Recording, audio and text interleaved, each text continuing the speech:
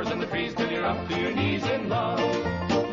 There's a tree house in the meadow below the mountain peak, the perfect place for lovers when they play hide and seek. There's a covered bridge at Cripple Creek where the horses always stop. Between the tree house and the covered bridge, that's how Mama and Papa make love in the country where skies are blue. All you'll be dreaming of are the birds and the bees and the flowers and the trees till you're up to your knees in love. There are roses on the trellis and the scent of new mown hay. The clinging vine is jealous on the fence across the way. There's a great big yellow moon above and a breeze to sing a song. Between the roses and the yellow moon, a fella can't go wrong if he makes love in the country where skies are blue. All you'll be dreaming of are the birds and the bees and the flowers and the trees till you're up to your knees in love.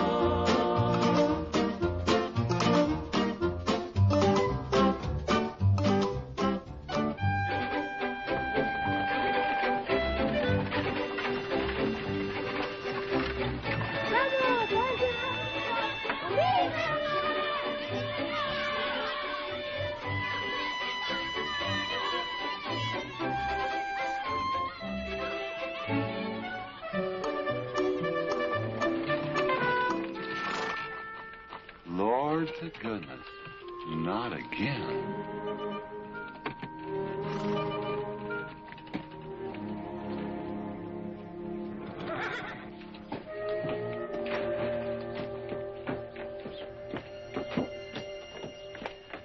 Howdy, Drago. Morning, Curly. Makes 7 times this month he come home, Swoggles. 6. 7? 6. Once was his birthday. That don't count. Give me my bucket. Didn't have anything for breakfast but 2 raw eggs and a mug of honey. No.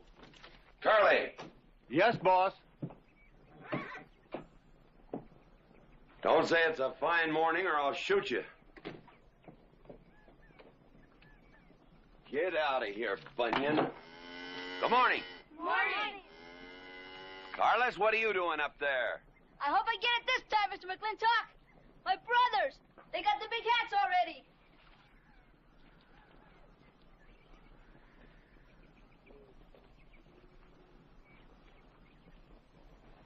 All right, let them have at it.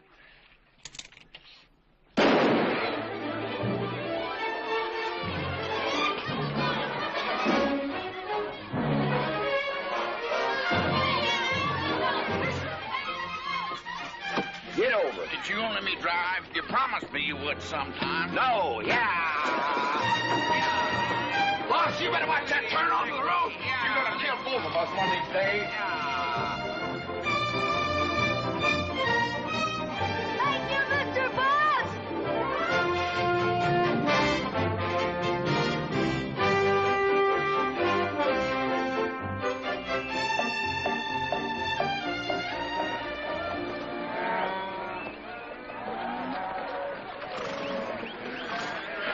You got cattle in the back, boss.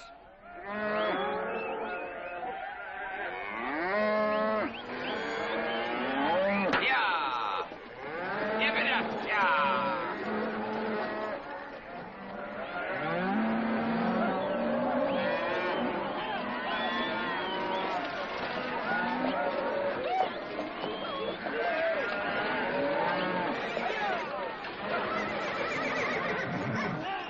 Keep 'em going.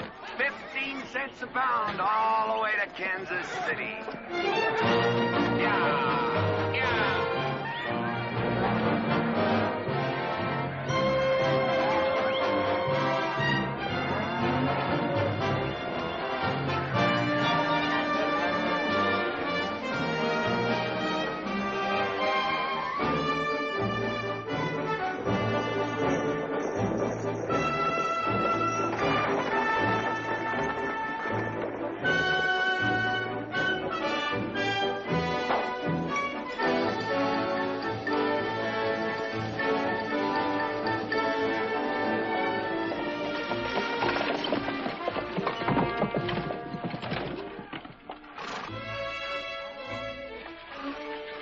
boss, there's one old pensioner I wished you would pass up.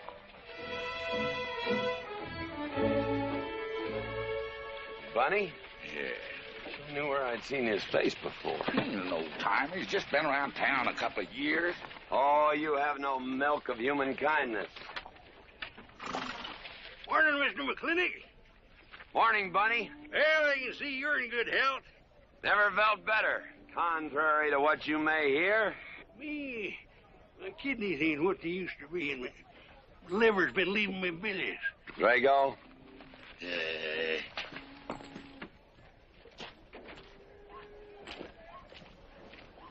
Hello, Ben. Hey, McLintock.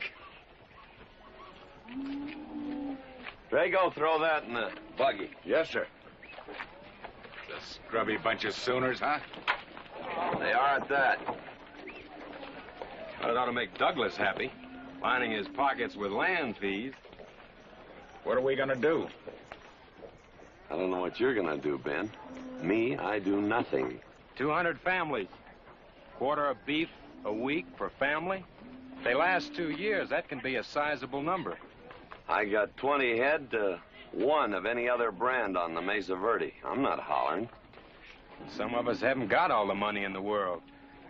Some of us ain't old and tired and feel like being put upon. You interest me, young Ben. Go on. So the first time I find one of our hides wearing our brand hung on one of them settlers' fences, I aim to kill me a plowboy. You do what you want, McLintock. We'll do what we want. Fellas my age generally call me GW or McLintock. Youngsters call me Mr. McLintock. All right, Mr. McLintock. Not because I'm afraid of. You're the big he-stud of this country. And I reckon a fellow my age should call you Mister. Full grown now, GW. He's a half owner of the spread. I made him a full partner the day the doc gave me the long face. Well, you want him to vote the first time this territory becomes a state, don't you? Of course I do. These settlers get burned out, there'll be a lot of hollering that this country's too wild to be a state. We'll go on being a territory some more, with a lot of political appointees running it according to what they learned in some college where they think that cows are something you milk, Indians are something in front of a cigar store. I'm looking to you to hold young Ben down. I'll do what I can. Come on over to the house once in a while. We'll rack up a few hands of stud. GW, that'll be just fine.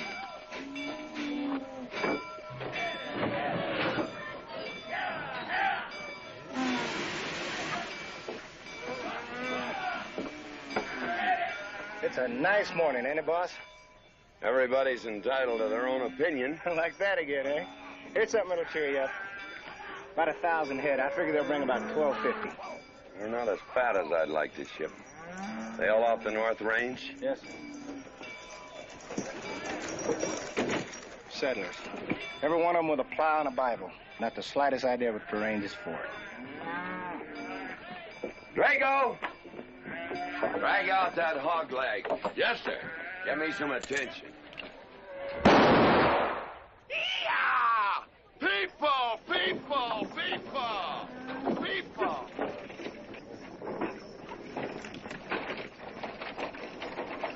Come on, all of you. Gather around.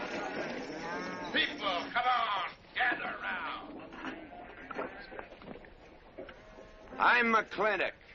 You people plan to homestead and farm the Mesa Verde. Yes, sir. The government give us each 160 acres. The government never gave anybody anything. Some years back, a lot like you came in. You had a pretty good first year, good summer, easy winter.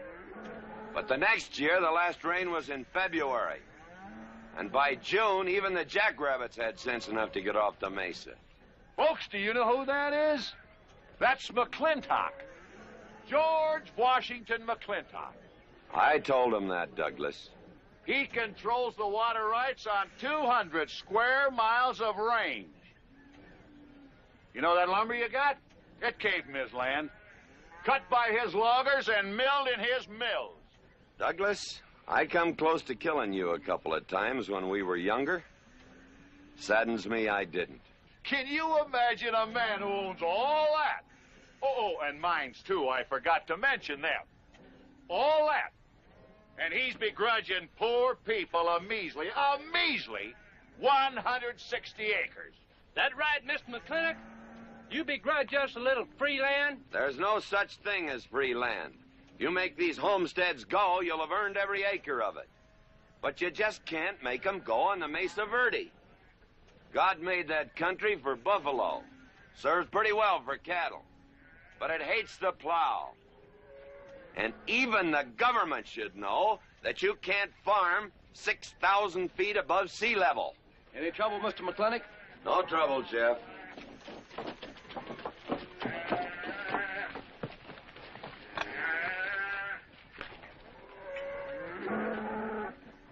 How about you, Douglas? Douglas? Just plain Douglas, eh? And you call him Mr. McLintock. Why?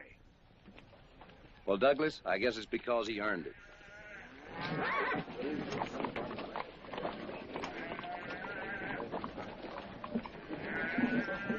Mr. McLintock? Yeah? I'm a good hand with cattle, Mr. McLintock. I'd like a job. Well, you look strong enough. You come in with those Sooners? Well, yes, sir, but we don't have a homestead. Can't use you.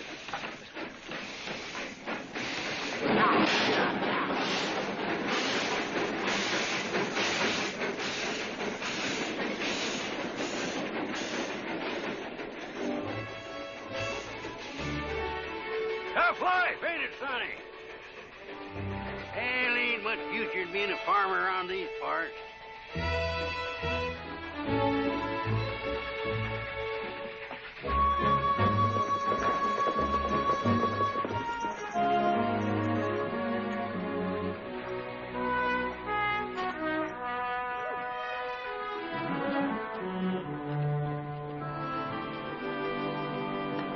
Ladies, this is the finest Chantilly lace available anywhere. Chantilly, Mr. Birnbaum. Well, believe me, it's the best. Oh, excuse me, please. Look around. Take your time.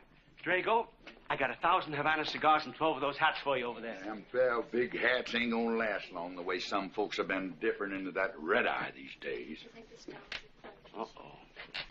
Good morning, G.W. Good morning. I stole some stick candy. Please, help yourself. Come on in. Davy, you can forget about saddling up the horse. Come in here. Problem? Yes. Well, if I were blacks, I'd move Queen's Bishop to King 4.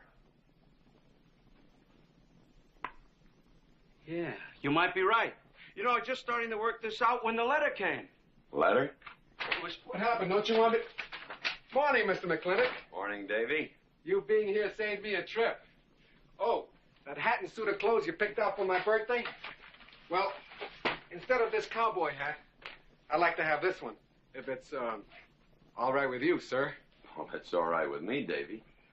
Of course, that looks like the kind of a hat a fella'd wear down Main Street to start a fight. Oh, I don't need a city hat for that. All I have to do is walk down the street and some wiseacre will call me an Indian, and just like that, the fight's on. Davy, the letter, it's for you. And you are an Indian. Yes, I know I'm an Indian. But I'm also the fastest runner in town. I've got a college education, and I'm the railroad telegrapher. But does anybody say, hello, college man, or hello, runner, or hello, telegrapher? No, not even hello, knothead. Davy. It's always, let the Indian do it. Will you go out in the store and help the ladies? All right. I'm also bookkeeper, part-time clerk. Always let the Indian do it. The lady brought that out here this morning, asked for it to be taken out to the home ranch for you. Handsome lady, kind of tall with red hair. Called me Mr. Birnbaum, just as if she'd never seen me before, and as if that veil that covered her face would keep me from recognizing her. I thought she was in New York or Europe or someplace. So did I. Jake, you better throw on a couple extra cases of the boss's favorite bourbon. That stuff sure gets used up fast out at our place. Which reminds me, you better start tapering off. Catherine's in town. Katie?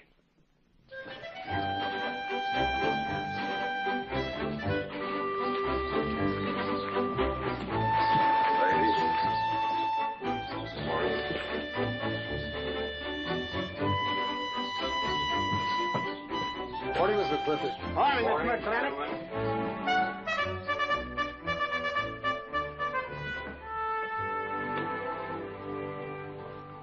Good morning. Hello, morning, Mac. Darling. Fauntleroy. Morning, GW. What are you doing in here? Why aren't you out at the desk? Helping out the bartender. Yeah, I see a busy day. Give me the key to room 17. What?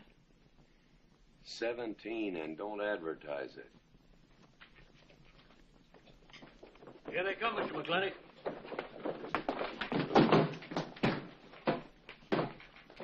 Set 'em up. Beer. Whiskey. Day off? Off day. Wonder what he's so preoccupied about. Haven't you heard? No, what? Katie's back in town. Katie? Yes, dear. The social arbiter. Well, hi, Sonny. Good morning. Oh, He sure is a quiet one. Mr. McLintock, I don't want to bother you. I'm sorry, boy. I told you, no job.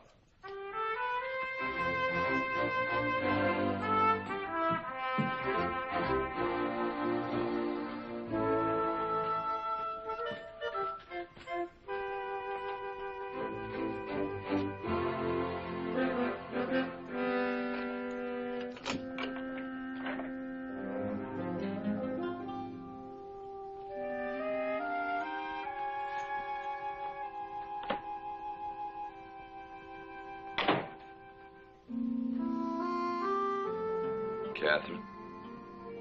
George Washington McLintock.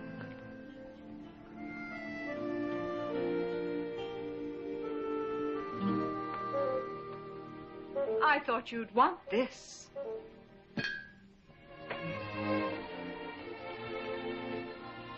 First dig of the spur. But who am I to upset your plans? Don't you feel kind of silly? I never feel silly. It's because you have no sense of humor. Why couldn't we sit down in the hotel dining room and talk about whatever it is you want to talk about? Or why couldn't you just come over to the house? And have everybody know that we're meeting. Everybody knows, and what's the difference? We're married.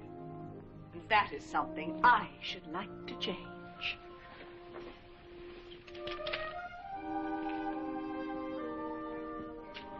You know the answer, Katie. That isn't why you sent for me. Let's get to the rat killing. That's just the kind of remark that's always endeared you to me. Let us open the discussion. Very well. Our daughter is coming home in a few days. Rather, she's coming here. It was just a slip of the tongue that made me refer to this ugly hamlet as home. Our daughter. Is it so hard to say her name? It's Becky. Rebecca. I hate that name. Anyway, she's coming home. And I hope to persuade you to let her live with me. Part of the time in the capital, part of the time in New York, and, of course, Newport during the season. You're whistling in the wind, Katie. If she stays here, she'll become just as crude and as vulgar as all of this country. And if she goes your way, she'll be all show and no stay. Oh.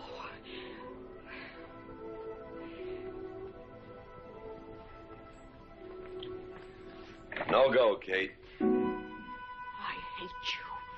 Oh, how I hate you. Half the people in the world are women.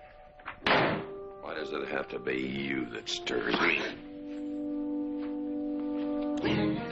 Animal.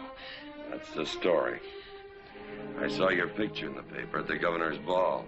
You were dancing with the governor. At least he's a gentleman. I doubt that. You have to be a man first before you're a gentleman. He misses on both counts.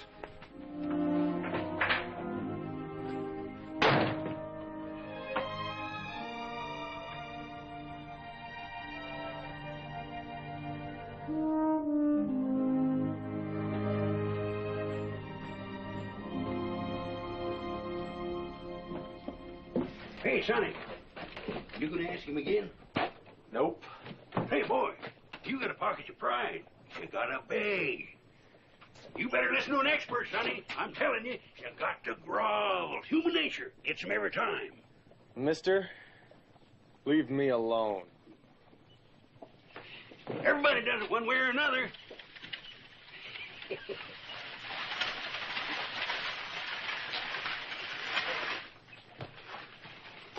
About that job, Mr. McLintock. I already told you, son, I've got no need for farmers or use for them. Just 1 minute, Mr. McLintock.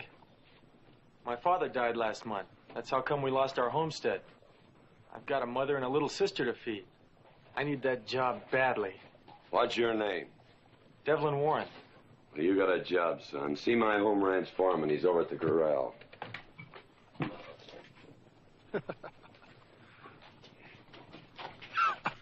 Step down off of that carriage, mister.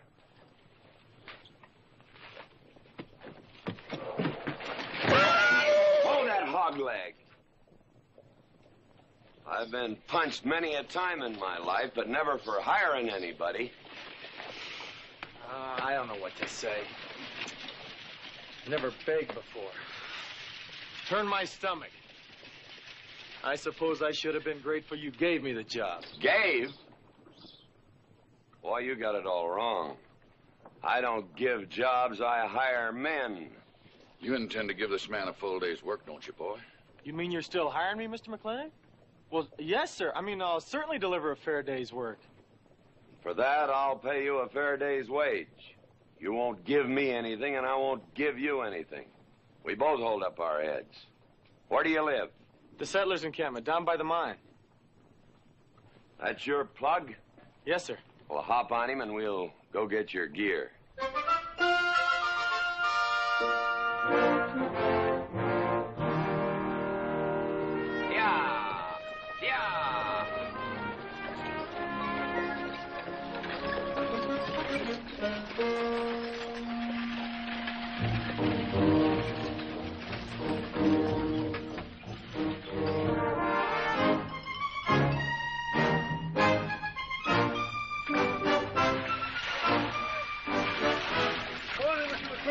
Morning, Mr. Poor Boy.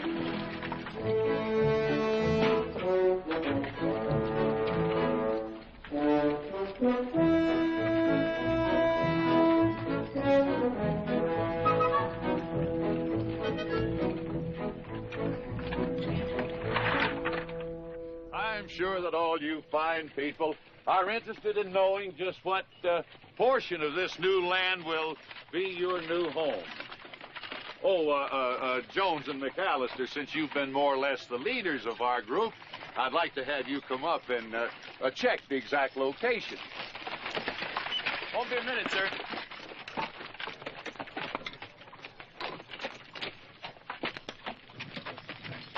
Go after that boy and give him $30. Tell him McLintock pays these riders a month in advance. From the looks of things, they could sure use it, too.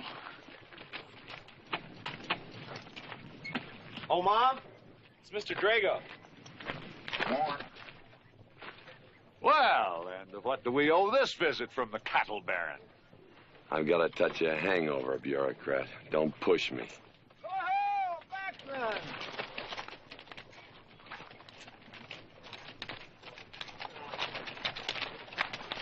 Say, those are Indians. Are there Indians in this homestead land? Friendly Indians, my boy. Oh, Macklin! Oh, Running Buffalo!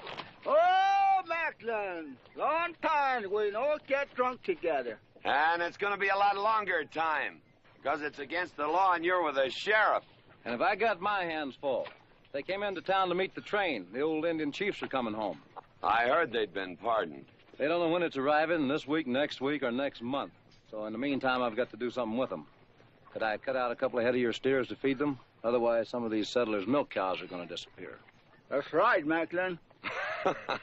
Cut out whatever you need. Sheriff, are you going to camp these savages with all these settlers? You're asking for trouble. Mr. Douglas, I already have plenty of trouble. Please stay off my back. Running Buffalo, bring your people over to the clay slide. Go. Hello, Mr. Macklin. Tiny Mouse, it's nice to see you. You wouldn't believe it now, but 20 years ago, she was a mighty handsome maid.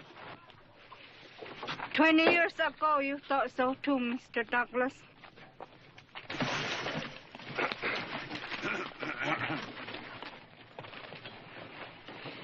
It was just like this. I had a dead beat on old running buffalo, and my sharp .50 caliber misfired. That was back in that trouble in the 40s. Remember? I remember. Hey, you want to tell you something come directly from heaven? No.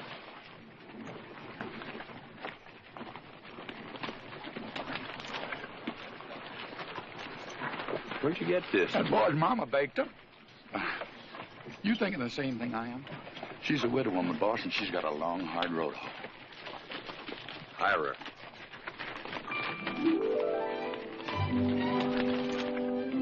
I always said you had a heap of sense.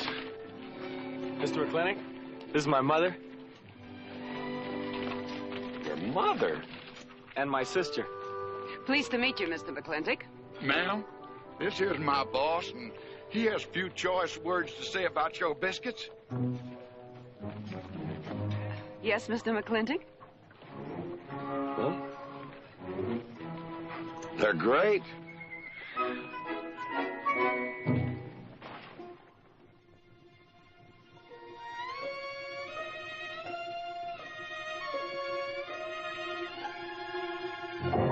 Well, you old Cantonese reprobate, how about it? Fire me? I kill myself. I'm not talking about firing you, I'm retiring you. You've been rustling food for us for 30 years. We're gonna put you out to pasture. All you'll have to do is give advice. Be one of the family. I kill myself. I may save you the trouble. Look, Ching, you kill yourself, I'll cut off your pigtail, and you ain't never gonna get to heaven. I'll be one of a family. I give you my solemn word. Pretty clumsy family. Drink too much. Get in fights. Yell all the time. Cut off his pigtail. All right. I'll be one of a family. Giúp lấy đó. Phải là giúp lấy đó. Giúp lấy đó. Cảm ơn.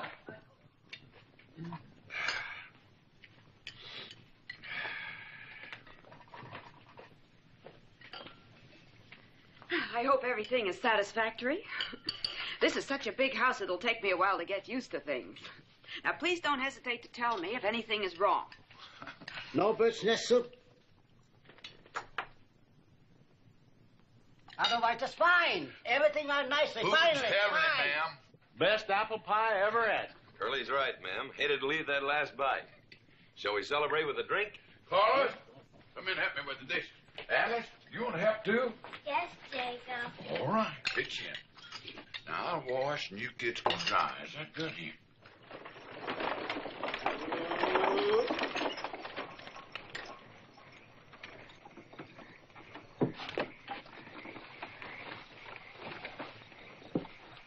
Don't seem possible one woman could use all them clothes. You keep a civil tongue in your unprepossessing face. Yes, ma'am. And unload my baggage, please. Yes, ma'am. By the way, what does that word unprepossessing mean?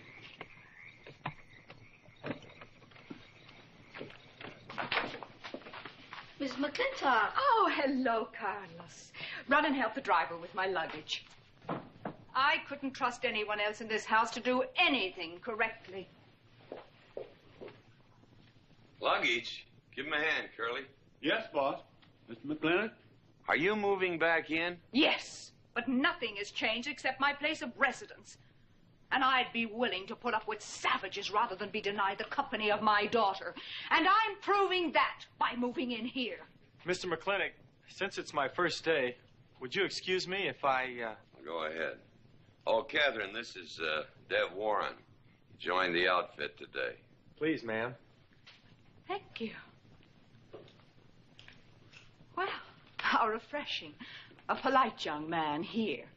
Where did he come from? He's a farmer. A farmer? Well, I'll be doggone. Kate, welcome home. What on earth are you doing in that idiotic-looking outfit? And don't you dare call me Kate. That's my butling suit. I'm butling for the boss. And I'm sorry, Catherine. That Kate kind of slipped out from the times I remembered you as being nice people.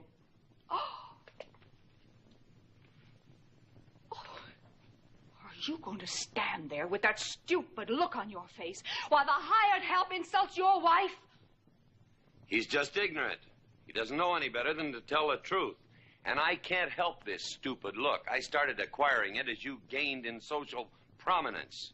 Mrs. McLintock, where do you want I should What? Put him in the master bedroom. Yes. But move Mr. McLintock's things into another room. Oh, the one back of the stairs would be best so that he can't wake up the entire household when he comes home every night. Just before daybreak. Yes, ma'am. Oh, excuse me. Here's your cigars, Mr. McLintock. I am Mrs. McLintock. Catherine, this is the cook. This is the lady does the cooking for us. Mrs. Warren, Mrs. McLintock. How do you do? Very pleased to meet you, Mrs. McLintock. Very pleased. Likewise. You see, I just came to work here today, and I guess I jumped to the conclusion that this was a bachelor's household. It is, and then again it isn't. I will explain so everything will be quite clear, Mrs. Wallace. Mrs. Warren.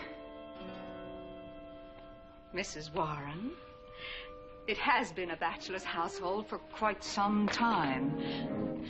And it will be again just as soon as I am out of here, which will be as quickly as I can make arrangements to take my daughter back east with me. You see, she's coming home from school in a few days, and then we'll be off together, and you can return to conducting yourself as you consider proper in a bachelor's household. Katie! Shut up! Until then, I am mistress in this house, and I will give the orders. I want my breakfast served in bed. Let her. Ain't you gonna say nothing, boss? Breakfast in bed. No. 1 poached egg, tea, toast.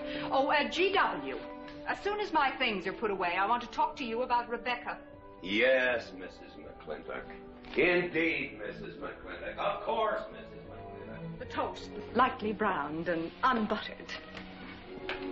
Of course, ma'am. Wait a minute now, boss. Where do you think you're going? I just remembered I got a date. But she said she wanted to have a talk with you. I heard.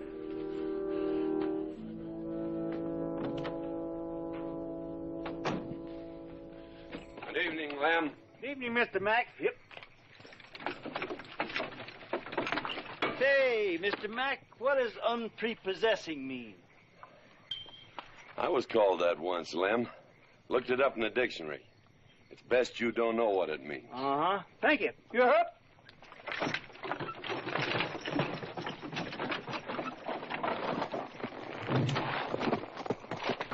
Hey! What am I going to tell her when she asks where you went? When in doubt, tell the truth. She wouldn't expect that from you anyway. Where's Mr. McLintock going? There he goes, burning his last bridge. You see a yellow streak about a foot wide running up down his backbone. Well, Mr. McLintock? He ain't afraid of nothing. I once thought that.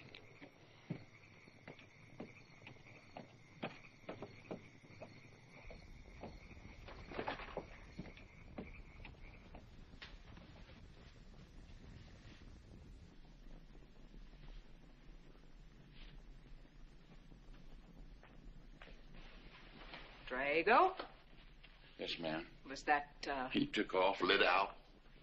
I told him I wanted to talk to him. Yes, ma'am. I was standing right over here when you said it, and I was standing right out there on those front steps when he walked up to a horse, grabbed a hunk of mane, stepped up on him, and sunk spur. Where did he go?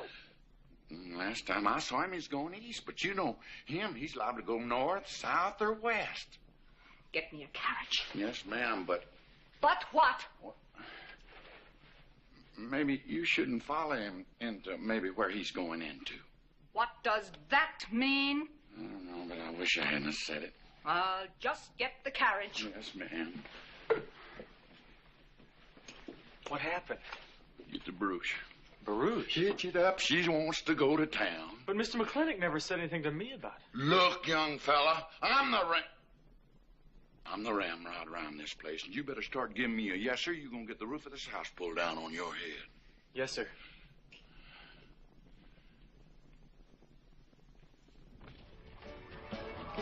Hello, lady. Hi, Mr. McLintock. New broom, eh? Drinks, please. Hello, Bunny. How is everything? Oh, fine, fine, Mr. McLintock. I'll get you next time.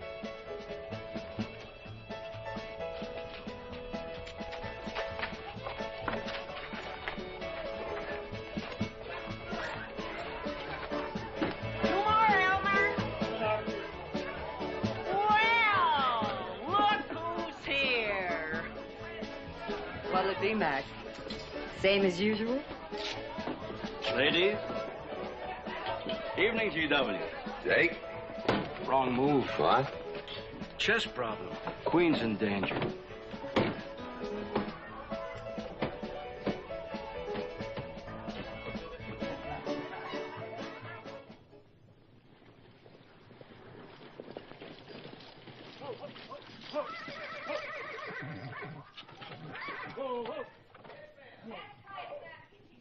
I suppose you can do that.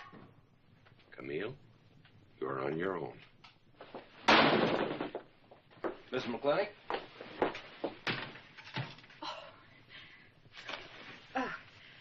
I'm Camille. Camille Reedbottom. I'm learning the game of chess. Thought it would give me something to pass the time. See, I have nothing to do all day long. And I just remembered something.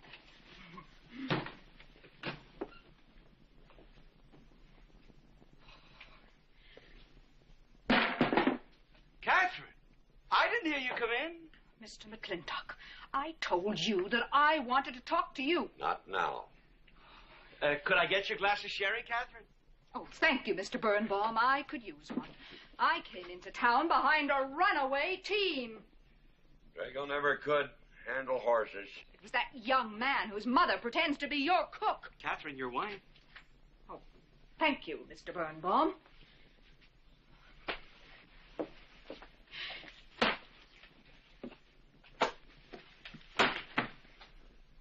Now, Mr. McLintock, we have an awful lot to talk over. First thing I learned about Indian fighting was to wait for daylight. What has our conversation got to do with Indian fighting? Indian fighting is good experience for our kind of conversations. Oh. It'll wait, Catherine. Evening, Sheriff. Mr. McLintock, we had quite a ride out here. Oh, I finally got that team settled down. It's your move. No, it's your move. I just castled. Oh. Now, look here. You're not going to sit here all night long and play chess when the matter of our daughter remains unsettled. I am going to remain here and play chess, and the matter of our daughter is settled. She stays. Oh, such stubbornness. Catherine, your hair. Oh, it is a mess after that awful ride. No. It's just that I haven't seen you for a long time. And it seems to me the last time I saw you, your hair was a little darker, no?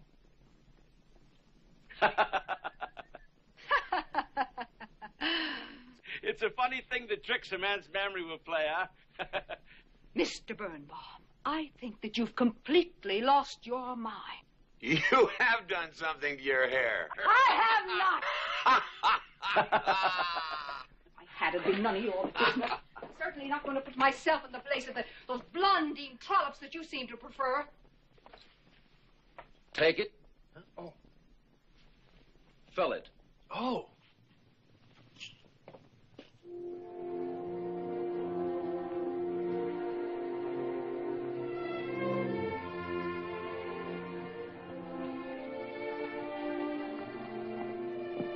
Morning.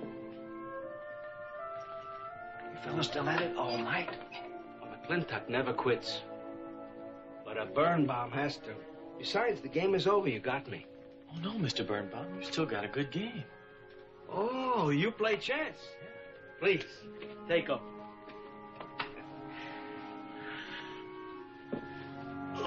Pretty good. Fair. Well, looks like I won't have to come into town always to get a game. Remember, I'm a bad loser. It's your move. Yes, sir.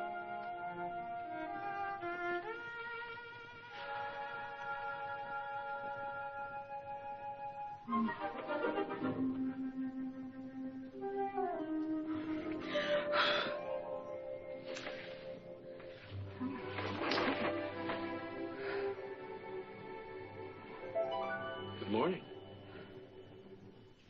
Good morning. Oh, it's morning already. Mm-hmm. Cup of coffee? Oh, yes, thanks, Jake. You're welcome, Catherine. Got any cream? Canned cow's milk. That'll do. Good old condensed milk. That reminds me. I was cleaning out my desk the other day. I found something I wanted to return to you.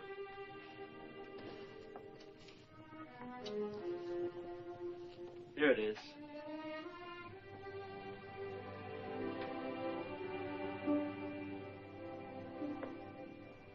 It's a medal. Remember? From the President of the United States of America to First Sergeant Michael Patrick Gilhooly for bravery above and beyond the call of duty. It's your papa. Reminds me of the first time I ever saw you. It was over 17 years ago. You walked into my store, not much bigger than the bundle you were carrying. And in the bundle was the most beautiful baby I ever saw. And was she hungry? You walked all the way from Superstition Creek just to trade me that medal for a case of canned milk. GW was off somewhere as usual, fighting Indians. Sheriff? Sheriff Lord! Well, have you seen the sheriff? Kind of early for him. To try his house? Why didn't I think of that? Looks like Birnbaum's is open. Maybe somebody in here knows. So there you are, Sheriff. I told you were headed for trouble. Trouble? I want to know by whose authority you let those Indians stay in town. Those savages are wards of the government, and I am the representative of I that told Sheriff Lord that he could put him up down by the clay side. Because the town's named after him, he thinks he owns it. Well, you check the books in the recorder's office, and you'll find I do own a fair piece of it. Agard, if you knew anything about Indians, you'd know that they're doing their level best to put up with our so-called benevolent patronage, in spite of the nincompoops that have been put in charge of it. Those Indians need my permission to leave the reservation. Those chiefs have been giving orders all their lives. It's pretty hard for them to understand that they have to hold up their hand like a schoolboy in a classroom. The law is very clear. I told you you'd get no satisfaction from these people. But we'll get the girl back. Girl? The girl the Indians kidnapped. But don't worry. I armed the settlers and set them to rounding up those red devils. What is this about a girl? Millie Jones, one of the settlers' daughters. The Indians kidnapped her. That's ridiculous. And you turn loose a lot of farmers with shotguns? I certainly did. You're insane. Let's go, Sheriff. Mr. Douglas, Oh, Miss McLintock. much as I hate to agree with GW about anything, you haven't changed a bit. You're still an hysterical fool.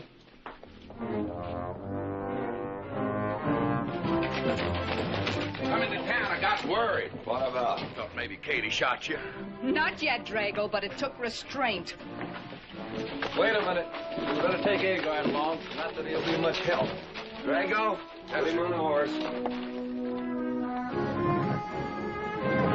Just a minute. Well, I'll drive. Yes, sir.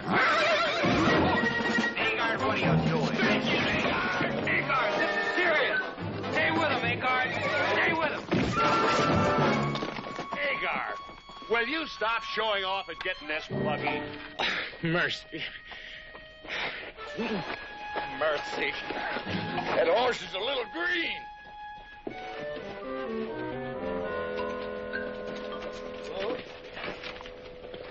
Let's go. Yeah.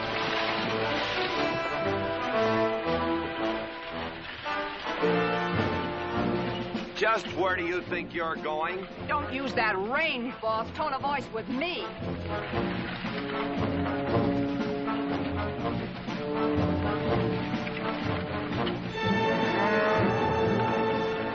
Carter! Headed for Mr. Poor Boy's mine. Mount up some riders. Right, boss.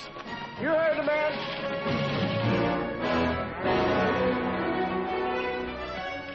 I don't like it, Mr. McLintock. I don't like it one bit. What don't you like? They're planning to hang an Indian.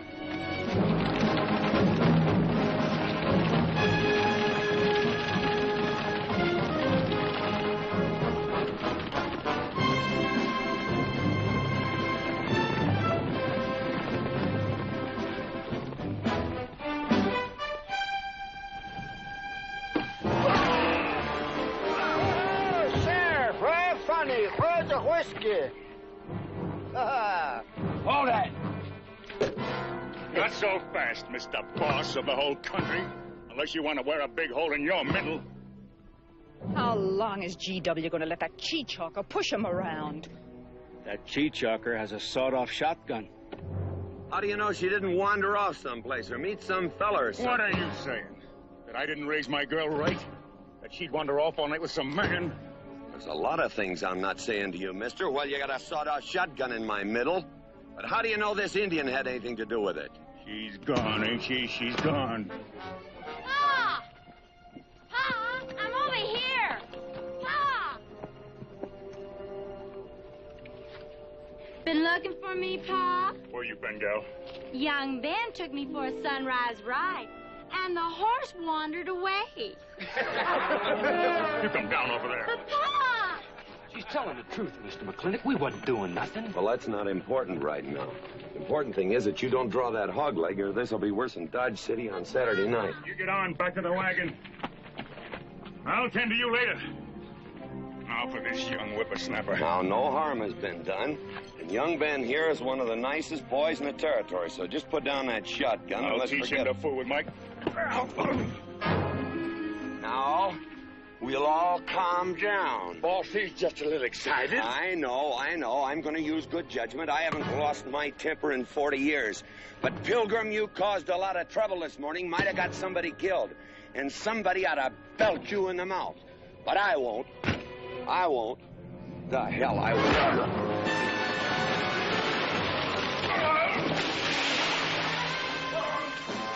McLintock Rider!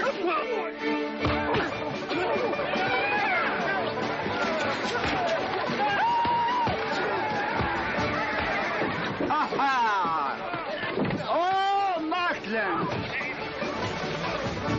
Hey, Buster! Remember me?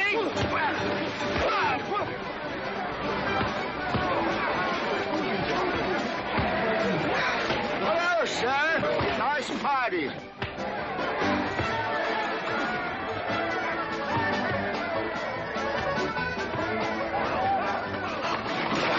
Do you think you oughta? I ought to what?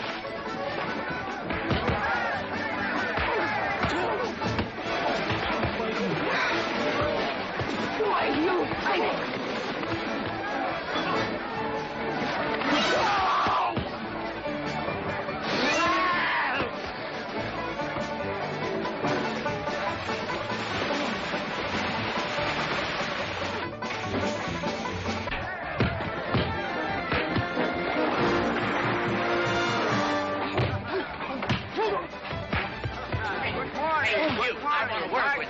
Hey, just a minute. What do you do? My glasses. Hey, now stop this or you'll be sorry.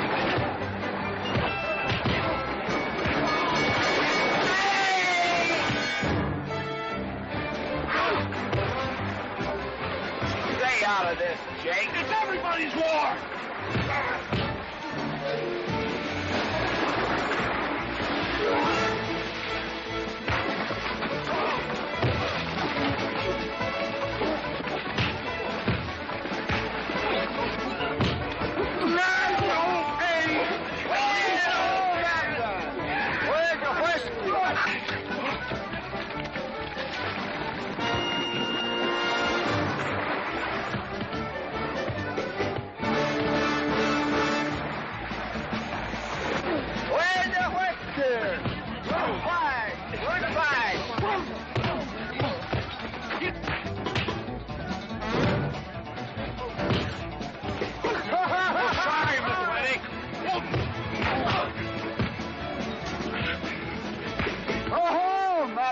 Thanks. Ha-ha! It's very funny. Yeah, very funny.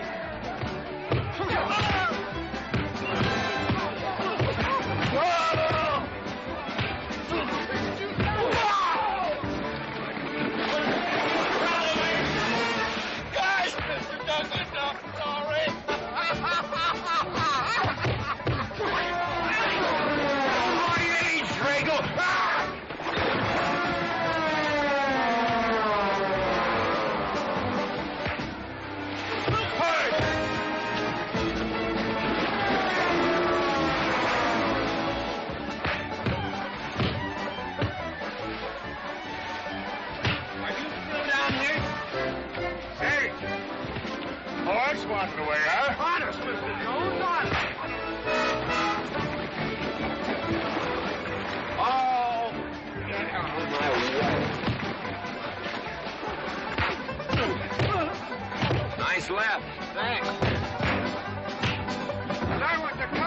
this, you don't need college. You're not getting me down there.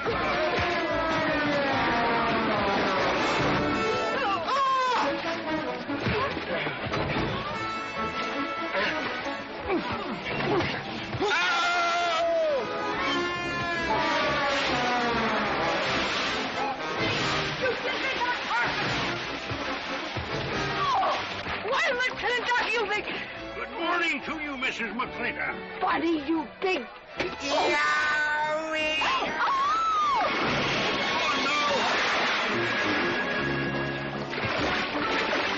G.W. McLintock, you big, great big clumsy... Well, it's pretty hard to control yourself.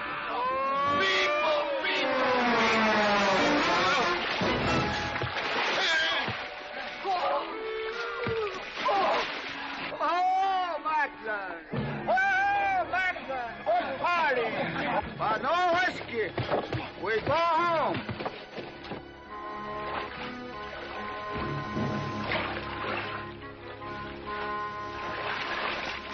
You and your friends! Well, we at least saved your hat.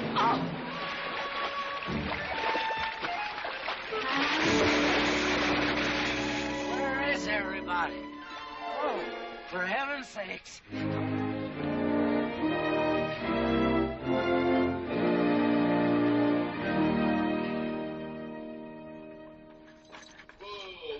Drago, will you never learn how to handle a team? Yes, ma'am, I'll sure try. I'll tell you that now. Try me, family. You want to lose your pigtail? I lose face. Lousy lot of tips. You want to lose more than that. Kate, Yes? we could be a big help to one another.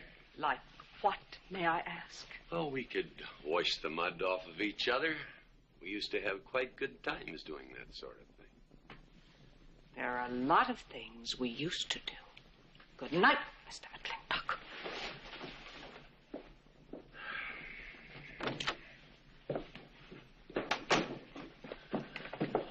Any luck? What are you talking about? I mean, divorce. She still wanted you. Yeah.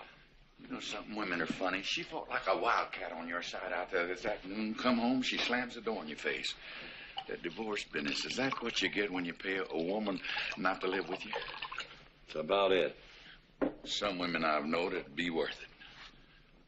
You know, if we had any moral character, we wouldn't be standing here covered with mud drinking when we should be washing. G.W. Drago.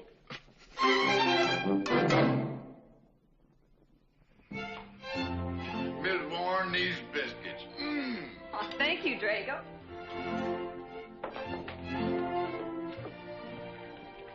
Good morning, Mrs. Warren. Morning, Mr. McLintock. Breakfast for the boss? If that's the way you want it, Mr. McLintock.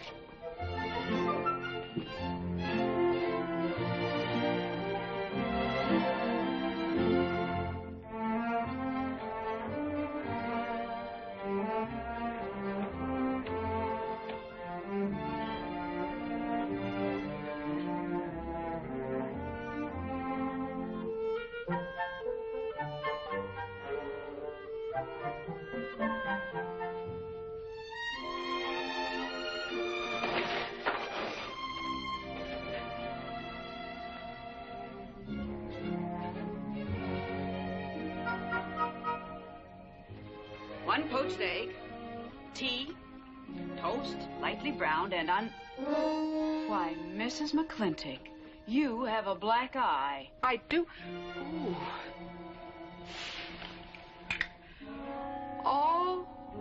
Oh, and Becky's coming home today. And that's not all. There's a little something we'd better get settled. There are no men listening now, so we can be ourselves. Oh, sure, I let you get away with all that guff the other night.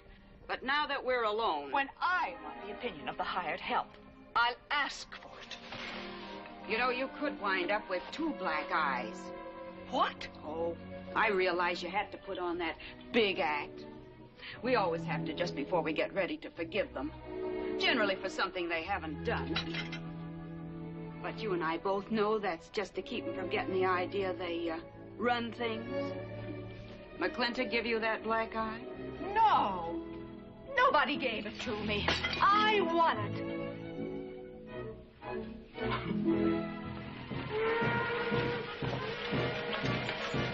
Morning, Davy. Morning, Mrs. Beach. Mr. Beach.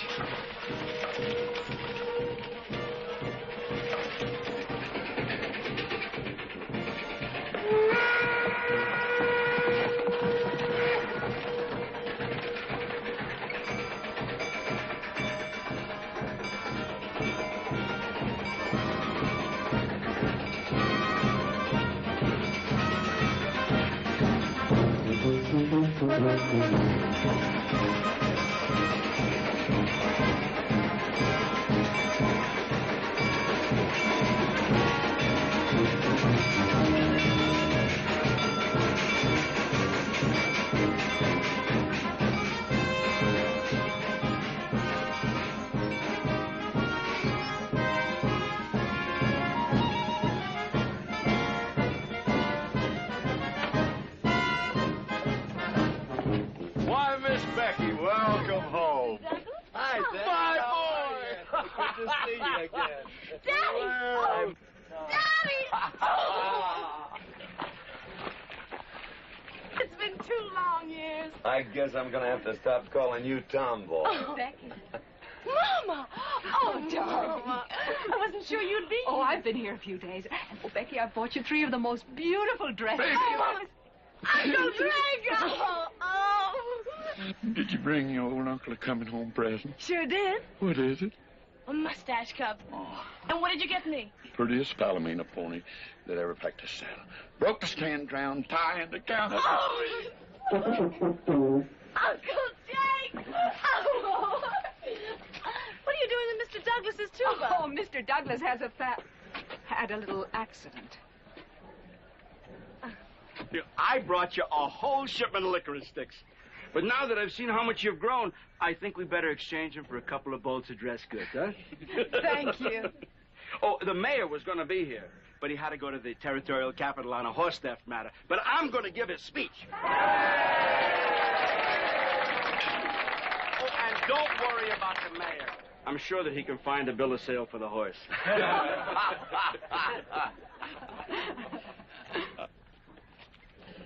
Ladies and gentlemen, we are here to welcome the fairest... What am I doing? We are here to welcome back the prettiest girl that was ever born in McLintock, or in any part of the territory.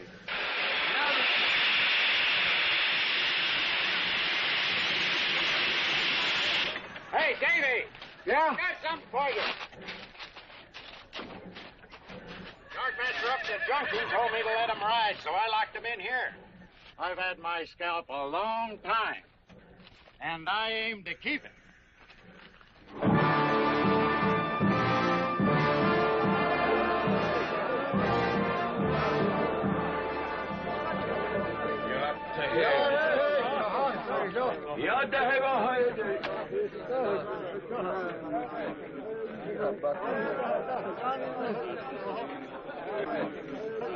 And now she's come back to us.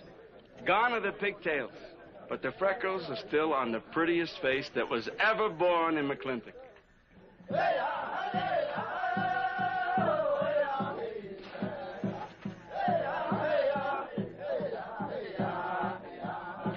Hey, that's Puma. And it's true. The government did turn them loose. Good old Puma. I'll never forget when he brought G.W. home. Your father had a hole in his chest and 104 fever. Of course, they weren't very mannerly about it. He came past the house at a high lope and threw him on the doorstep. And you do remember them good old days, don't you, Katie? Catherine.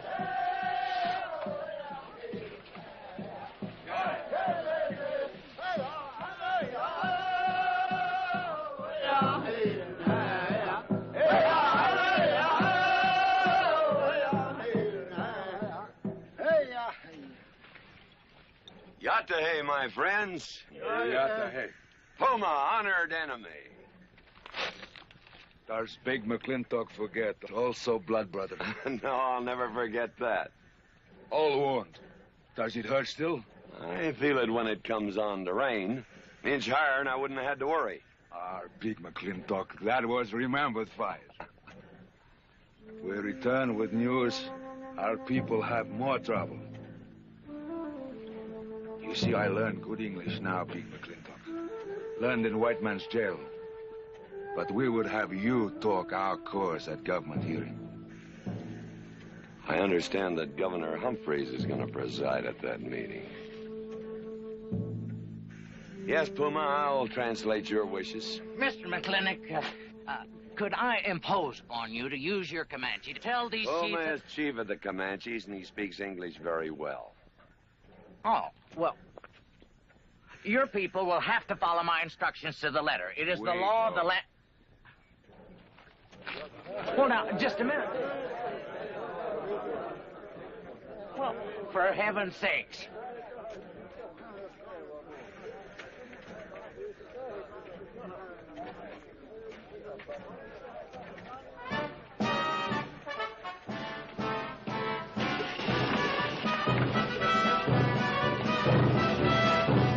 You wait here, honey. I'll get the buggy.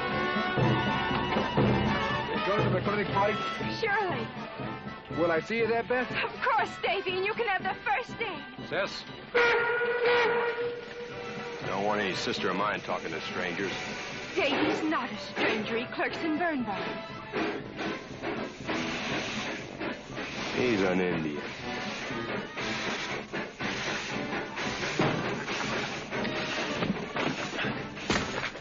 Darn you, Drago! Now look what you've done. Baby, this is Devlin Warren. He works for you, Papa. Dev, this is Miss Becky McLintock. Those are my things. Yes, ma'am. Oh, I don't known you anywhere, Miss Becky. What do you mean?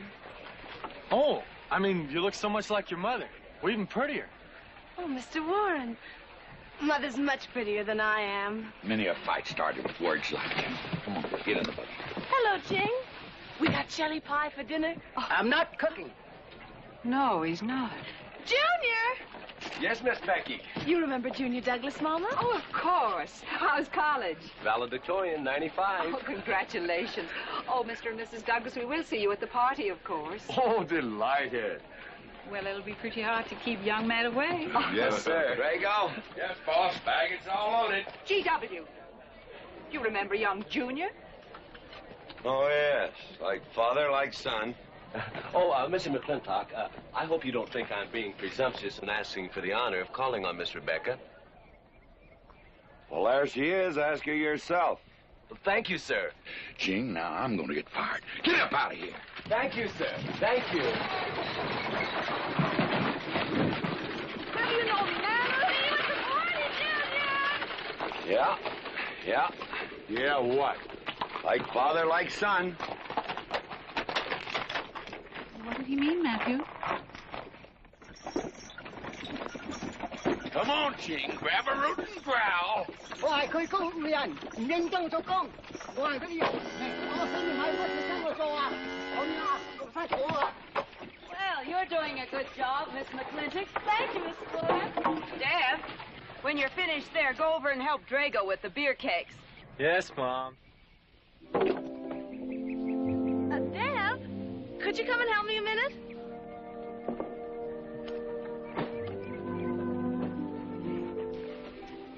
I certainly was surprised to hear you went to college. Why? I don't know. Junior says Purdue's a good college for a backwater place like Indiana. Well, he did indeed. Oh, could you do this? I can't reach it. Why didn't you finish college? Lack of funds. My father got sick, and he had to come out west. So we took out a homestead. You know, your mom's sure cute. It's too bad you didn't inherit her eyes.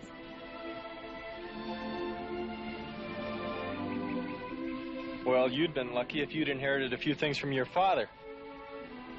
Oh, really? For instance?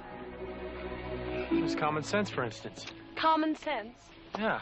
You don't see him being fooled by some dude like Junior Douglas. Junior's not a dude. He's nifty. This needs a woman's touch. And besides, he got a letter at college. What sport? Glee club. Very strenuous. Don't you dare hug me! I have no intention of hugging you.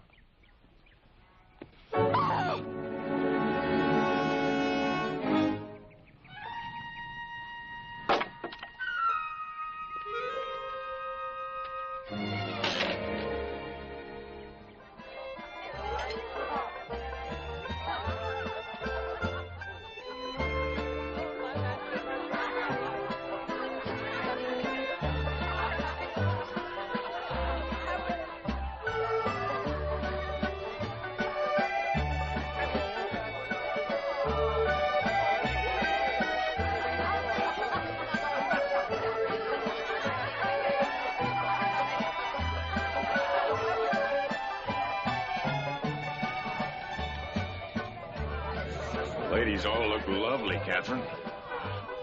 You know, this is a real fine party. Oh, thank you, Ben. Of course, we had to invite everybody. Just everybody. Sorry, GW, but this one's mine. Well, thank you, Mrs. Warren. I guess I'll have to be a good host in my own home. Well, the next one's yours, Mr. McLintock. Thank you.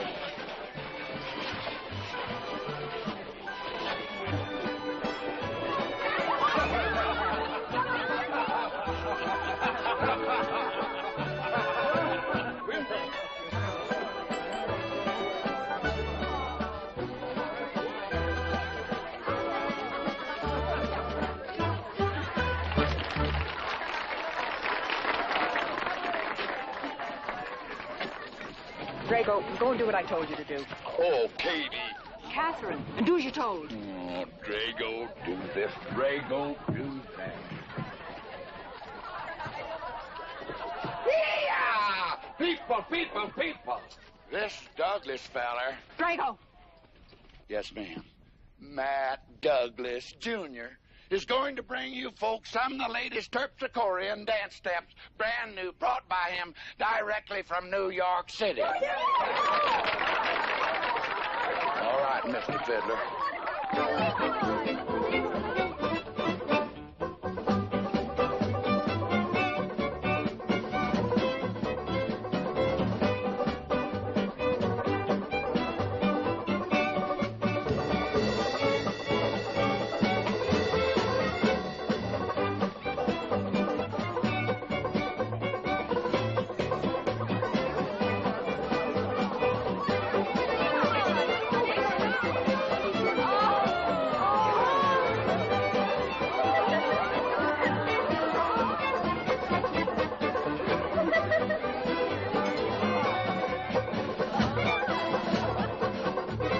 Give me a whiskey.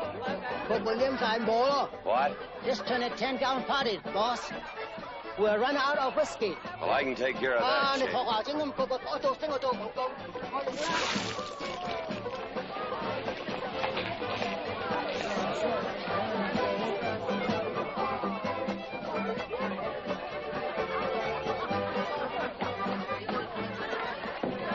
Shane. Indian.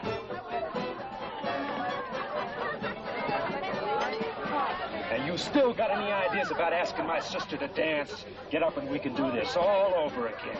Yes! That's enough. You fought it. It's all over. Quit butting in, Birnbaum. He's a hard man at your side. Look, you fought him fair and square. I don't think it was so fair and square. Well, you want to take up where he left off? If I did, you wouldn't find it so easy. Look, now we've had enough of this. Well, when are you going to quit walking away? Just as soon as we're out of sight of the party. A little lesson I learned back home, don't fight in front of women. Well, we're out of sight now. So we are.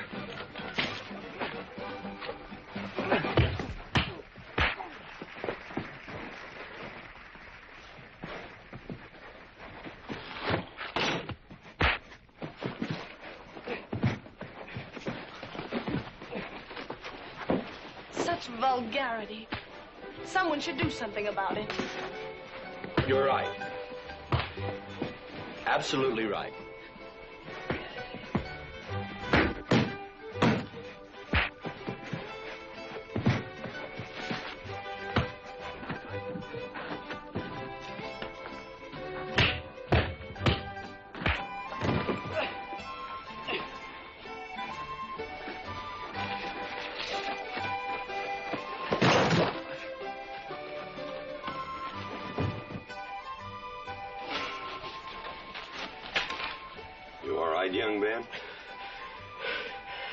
right, Mr. McLintock. Pretty fancy fighting for a country boy. 2 years at Purdue, Mr. McLintock, on the boxing team. I never thought any farmer could whip me. You sure did. Better get him cleaned up. Get him some water, Jake. Yep.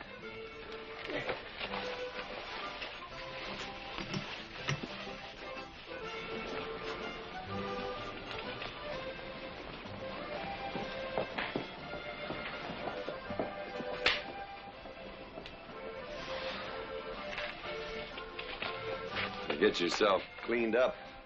Go ask that girl for a dance. Who?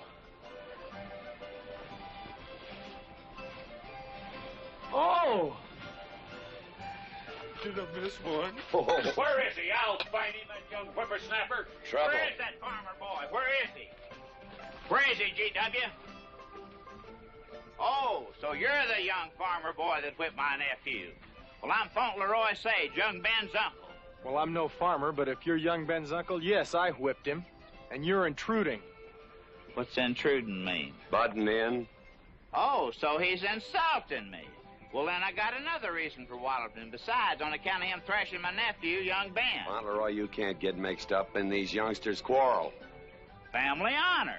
I can't have said a farmer whipped a sage. You're twice his size. Don't let that bother you, Mr. McLintock.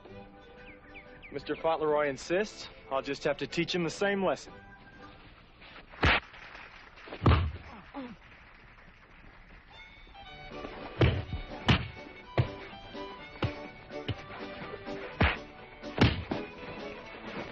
Say!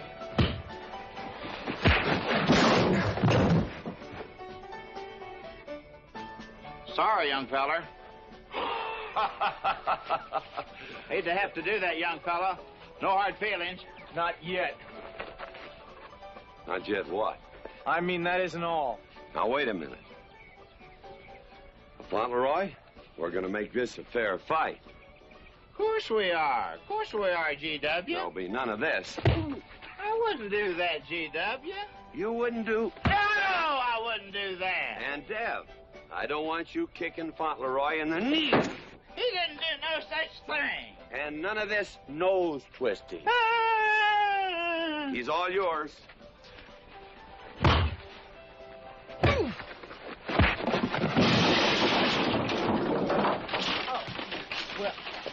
Well, where are my glasses? You all right, young feller? Ouch!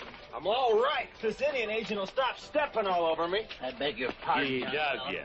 You're just funning me. But I want you to know that boy fought me a fair fight. Well, I'm glad to hear that, Fauntleroy. Here's my uncle. Fauntleroy, what have you been doing?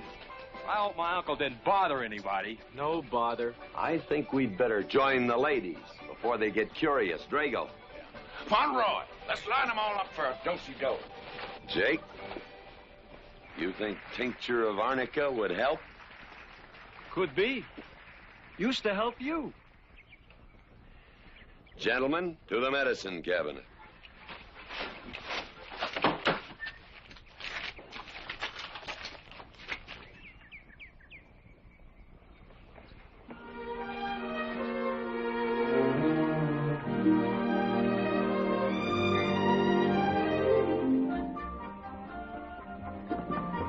Good morning, Drago. Morning, Davy. You seen Daddy? Took over early this morning with a scattergun over his arm. Went hunting.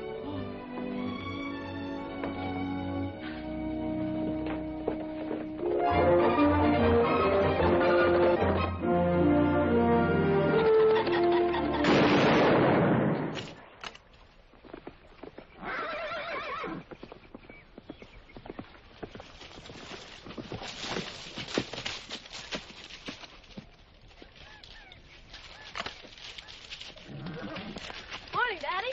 Good afternoon. I'll get you out so early. It's something I have to get straight in my mind. Yeah? What? Mama?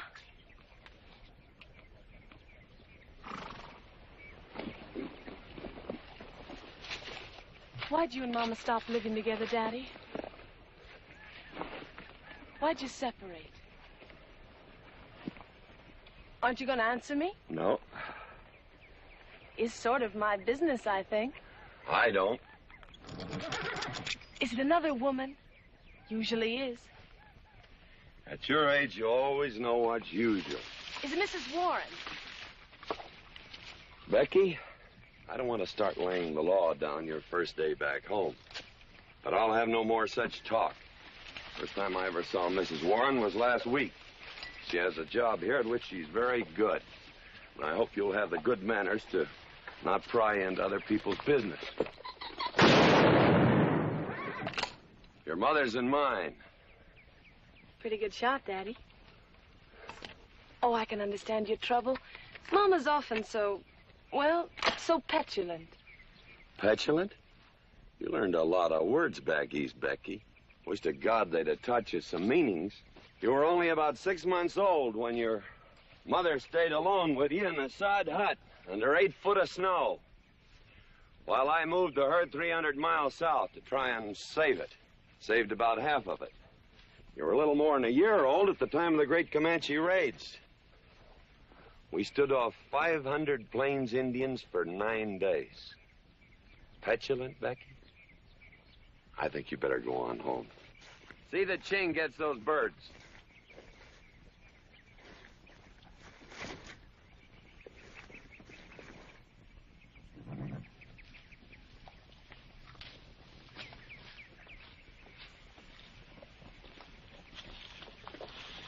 Becky! Come here.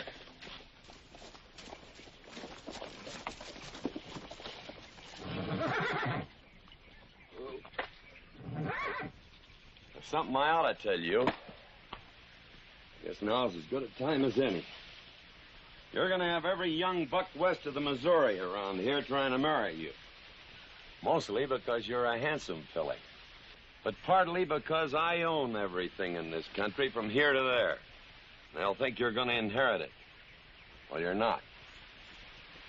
You're going to leave most of it to, well, to the nation, really, for a park where no lumberman will cut down all the trees for houses with leaky roofs.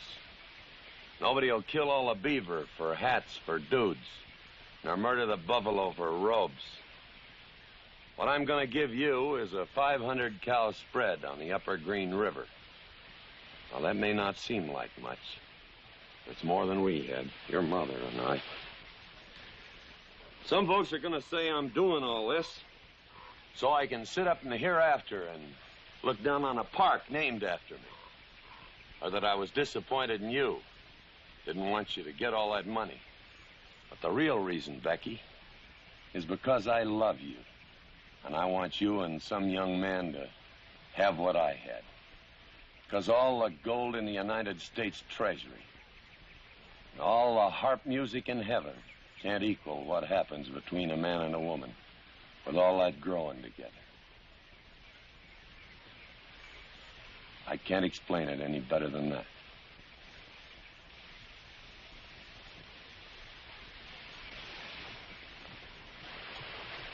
All right, Daddy. Becky.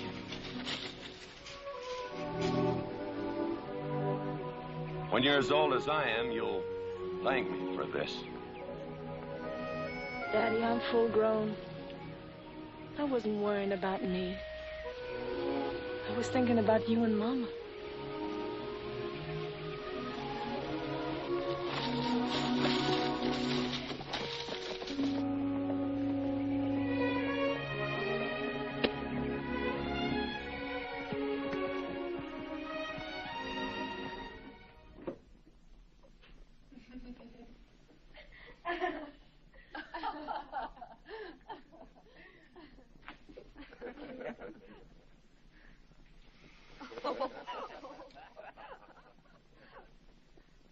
Oh.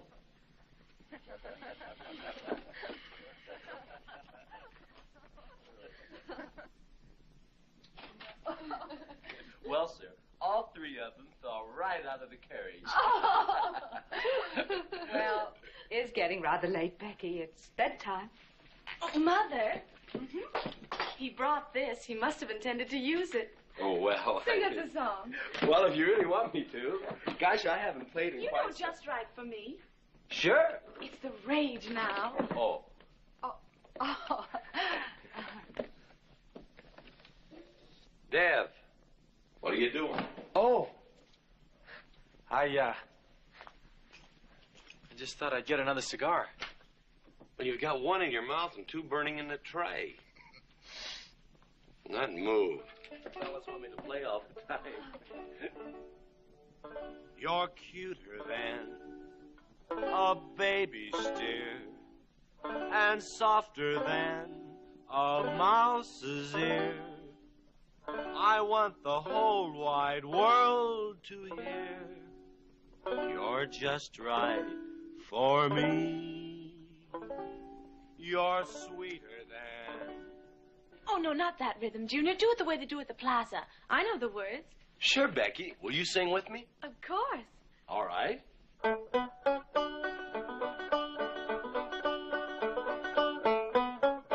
love a man who's witty and smart and clever. It's your move. Oh. Oh, Deb, you're playing like an amateur. Let's call it an evening. I'd like to know where your mind is tonight. You're sweeter than the early spring, or bluebells when they start to Pretty good. ring. Voice like her father. Feel like a king, you're just right for me. Sweeter than honey, finer than wine. I'm sure they found you on that honeysuckle vine. I would melt in your embrace. You disappear without a trace. To die like this is no disgrace. This is the time. This is the place for you. Just Right for me.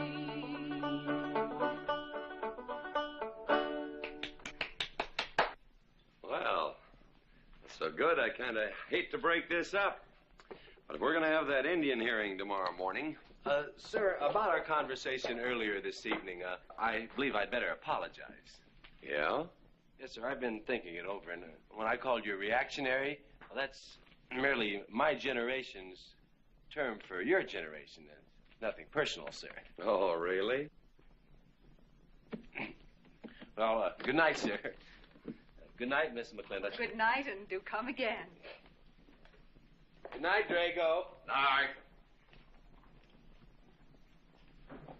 Boss? What does reactionary mean? Me, I guess. He says that anyone that wanted to sell at a profit was a reactionary.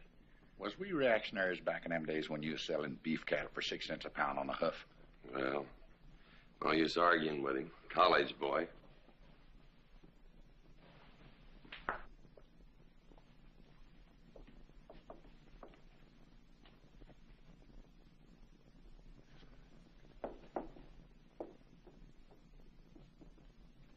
Devlin Warren, if you was my kind of man, you wouldn't let some dude walk off with the prettiest girl west of Denver without putting up some kind of fight. Does it show? Well, what can I do? I'm just one of her father's employees. I'm just a hired hand around here. Every so often, Dev, you spill the strangest ideas. Everybody works for somebody. Me, I work for everybody in these United States that steps into a butcher's shop for a T-bone steak. And you work for me. There's not much difference. Daddy, the most terrible thing just happened. Junior's horse ran away. The one he rented at the livery stable. Tied up a rented horse by the reins. He's probably back in the stall by now. I think we could get Junior something that he can ride. What I'd rather do, Daddy, is drive Junior home in our barouche. It's a lovely evening, and I'm sure Uncle Drago wouldn't mind driving. I would, and I got the kind of manners don't keep me from saying so, just to be polite. I'll drive him home, Mr. McLintock. And you don't have to come, Miss Becky. I'll see that he gets home safely. I can take care of myself. You got yourself a foot, didn't you? Dev, get the carriage. Drago? I'm going with them. Now you got me wrangling dudes.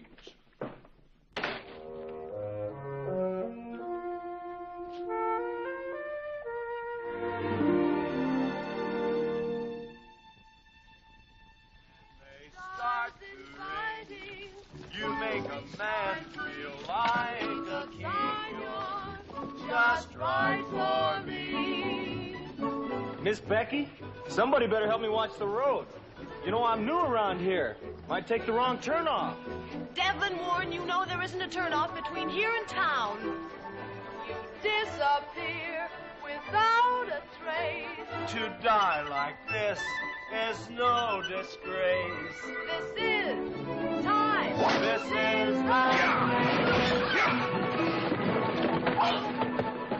Devlin Warren, what are you trying to do? Kill us? Rather have your friend drive?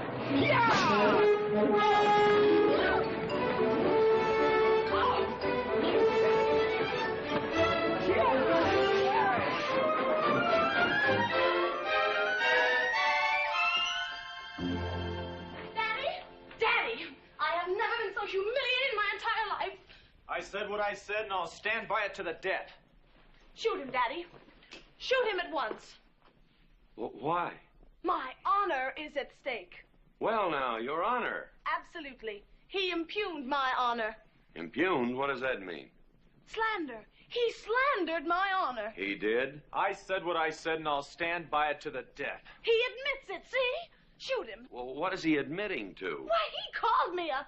I won't even repeat the word. I didn't necessarily call you anything, but I said what I said, and I'll stand by it to the death. Well, just for the tally books, what did you say? I said that any girl who would permit a man to kiss her before they're formally engaged is a trollop. He said it again! Shoot him! Now, hold on. No, don't hold on.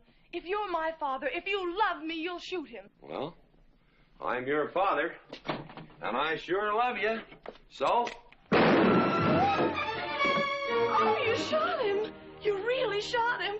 Hey! He dies. If he dies, he'll be the first man ever killed with a blank cartridge. We use this to start the races on the 4th. Hey! I'm on fire! Oh, you poor dear.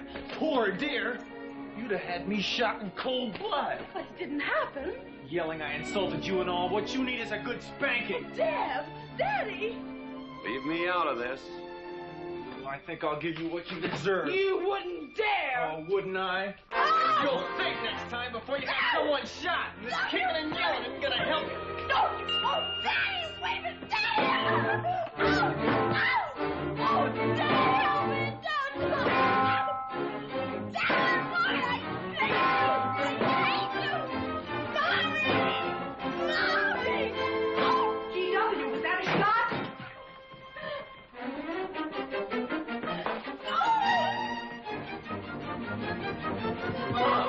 Vicky, what happened? He spanked me. You spanked my daughter? Dev. You mean you stood there while that brute beat our daughter? G.W., what's happened to you in the last 2 years? Better part of valor, son. Oh, isn't it enough that you've always treated me like a squaw without subjecting dear, sweet Becky to this crude, vulgar way of Catherine, life? you women are always raising hell about one thing when it's something else you're really sore about. Oh. Don't you think it's about time you told me what put the burr under your saddle about me? I don't intend to stand here and hold a midnight conversation with an intoxicated man.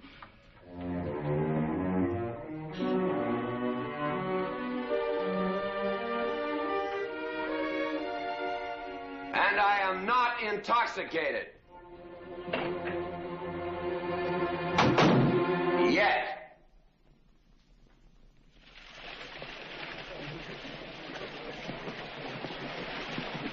Hello, Governor! Hello, Governor!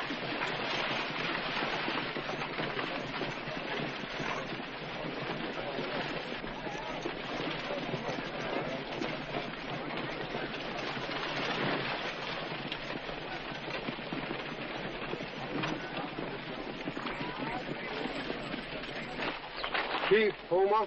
Yes, Sergeant. Big McLintock, we know you get us fair judgment. You gentlemen, follow me.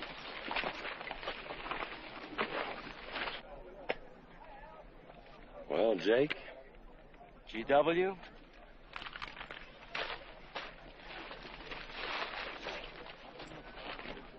Well, G.W., it's been a long time. Not long enough. Cuthbert. Your husband is a rude man. Yes, Cuthbert, I know.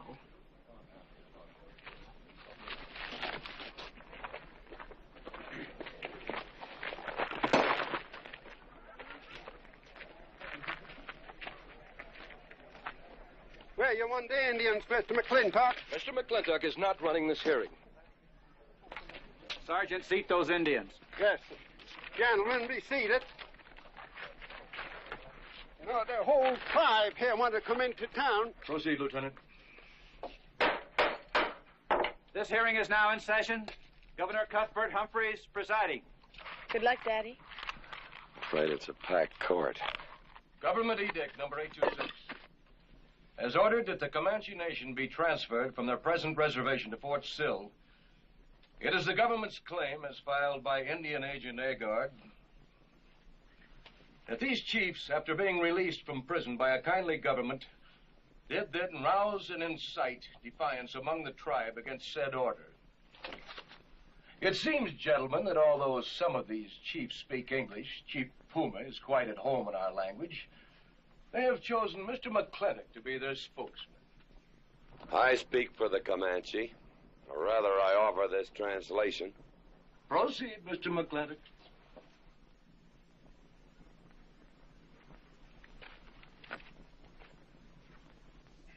The Comanche say, we are an old people and a proud people. When the white man first came among us, we were as many as the grass is of the prairie. Now we are few, but we are still proud. For if a man loses pride in manhood, he is nothing. You tell us now that if we will let you send us away to this place called Fort Sill, you will feed us and care for us. Let us tell you this. It is a Comanche law that no chief ever eats unless first he sees that the pots are full of meat in the lodges of the widows and orphans. It is the Comanche way of life. This that the white man calls charity is a fine thing for widows and orphans, but no warrior can accept it. For if he does, he is no longer a man, and when he is no longer a man, he is nothing, and better off dead. You say to the Comanche, you are widows and orphans. You are not men.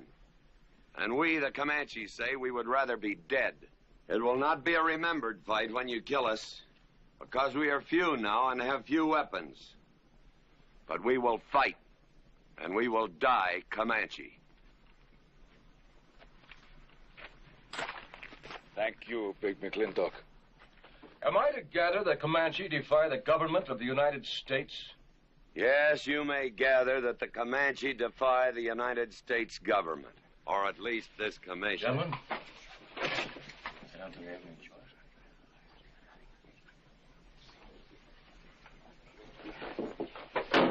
it is the order of this court that these chiefs be incarcerated until such time as the detachment of United States cavalry be made available to escort them and the Comanche Nation to Fort Sill.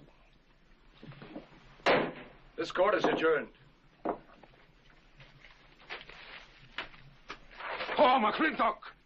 You are important chief amongst these white people. Sway them. Have them give us few guns to make the fight worthwhile. Let us have one last remembered fight for end of Comanche. I almost wish I could arrange that, Puma. Ahalani cha. Ahalani cha. Sergeant. Yes. Let's start. Carry on. Gentlemen.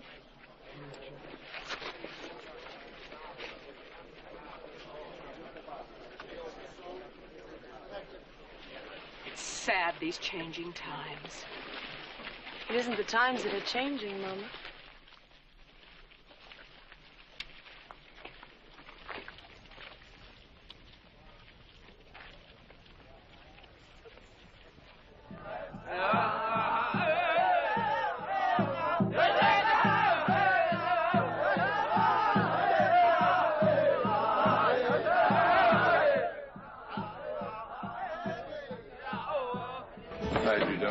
Hello, Lem.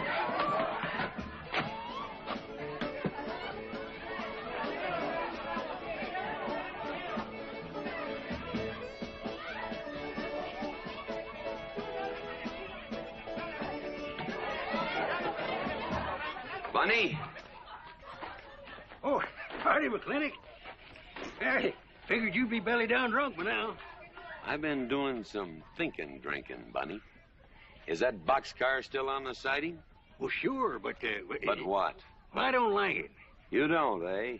You figure if them Indians get out of there and lead the cavalry on a wild goose chase, that great white father's going to get nosy. Get nosy, and he'll investigate. And when they find out how that side-saddle governor's been messing things up, they'll give those Indians a fair trial. That's live ammunition in that boxcar. You know what'll happen if them Indians get some guns in their hands? Somebody's going to get hurt.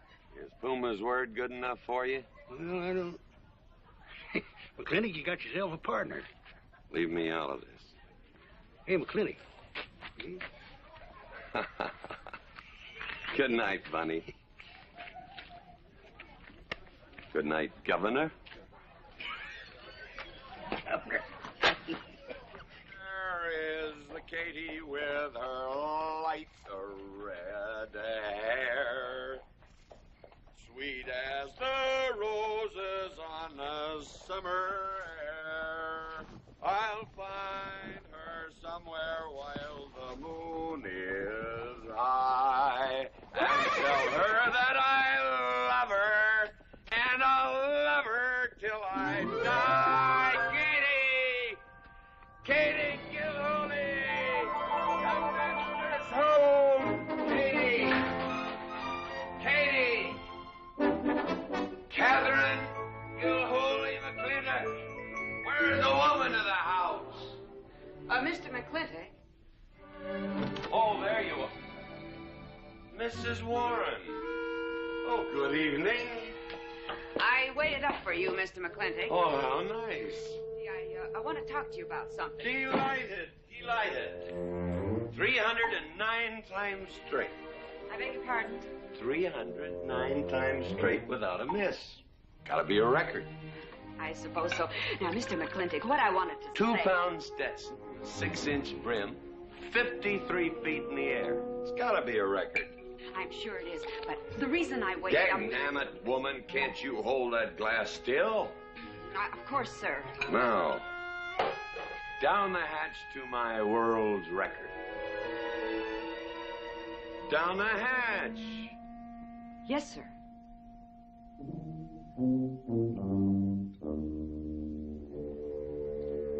And now, to the governor of our territory. The governor of the territory, sir? Now, don't you stick up for him, Mrs. Warren. You're a fine woman, Mrs. Warren. But you'll certainly go down in my estimation if you stick up for Cuthbert H. Humphrey, governor of this territory. I don't mean to down change... the hatch. Oh, yes, sir. Down the hatch. Cuthbert H. Humphrey, governor of our territory, is a cull. You know what a cull is, man? A cull is a specimen that is so worthless that you have to cut him out of the herd. Now, if all the people in the world were put in one herd, Cuthbert is the one I would throw my rope at. At whom I would throw my rope at. Natural-born cull. Another touch, ma'am? Oh, no, sir, no. Well, I don't mind if I do. Good. Can't walk on one leg. Oh, I didn't mean to be vulgar, ma'am. Can't walk one limb. It's all right. Sounds silly. Only a bird can walk on a limb. You know my wife? Her name's Kate. She insists on being called Catherine. Do you know her? Of course, Mr. McLintock, and that's what I wanted to talk Well, she thinks that Cuthbert H. Humphrey is panting for her like a bull buffalo at the first green up of spring. But what Cuthbert is panting for is my money. Don't make me feel like I'm drinking alone, ma'am. Very well, Mr. McLintock, if you insist. Down the hatch. Good.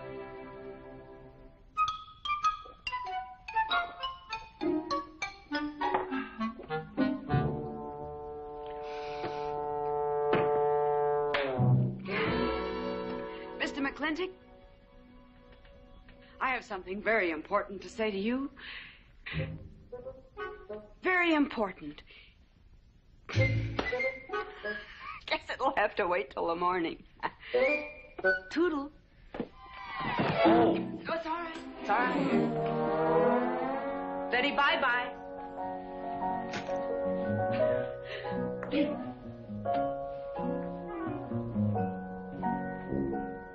Whoops. Oh. Mrs. Warren. Let me assist you. Very kind.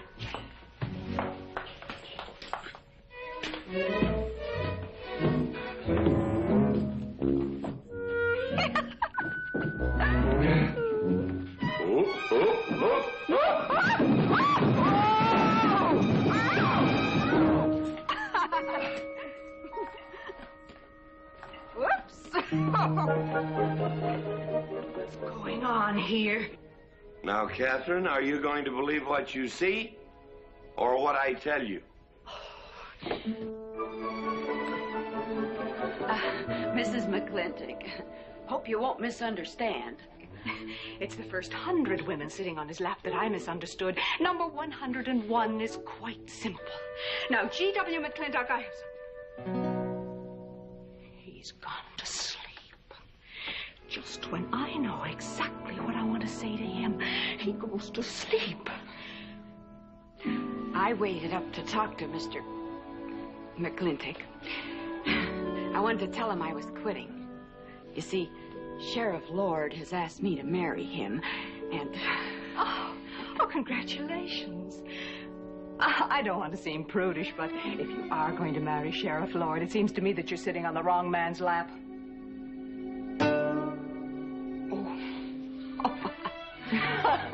Come on, I'll help you upstairs and we'll have a long talk about men in general.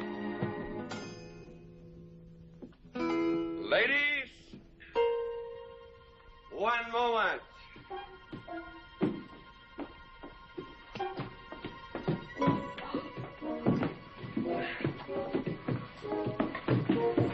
Oh! Watch out, you'll get us all killed! Oh! What?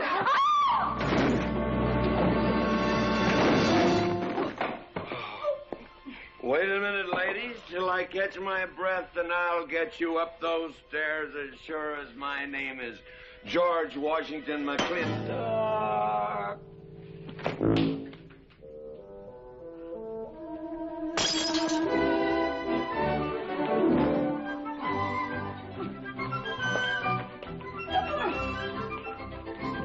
You may be quitting, Mrs. Wallace, Mrs. Ward, but not tomorrow. I want my breakfast in bed. I want to know. I know, toast, lightly brown. Somebody sure put a knob on my skull. Here's Katie. I'm speaking. Katie, why? Mrs. Warren was there. Oh. And there you was there. Oh. And there that whiskey bottle was there. Oh. And Katie's temper being what Katie's temper is, well, there you are. Drago, old friend. Huh? My wife does not understand me. Why, she is different than the other man. Come on, I gotta get you upstairs. Get you ready for that big celebration tomorrow. What?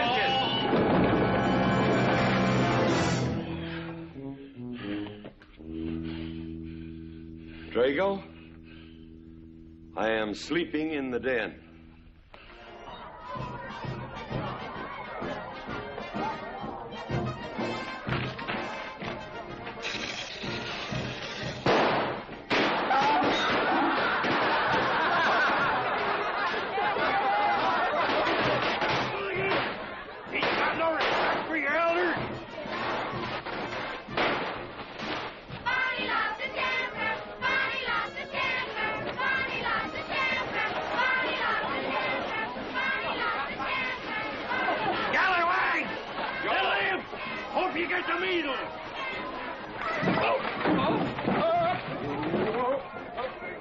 Come on, get him aboard. Is everybody ready?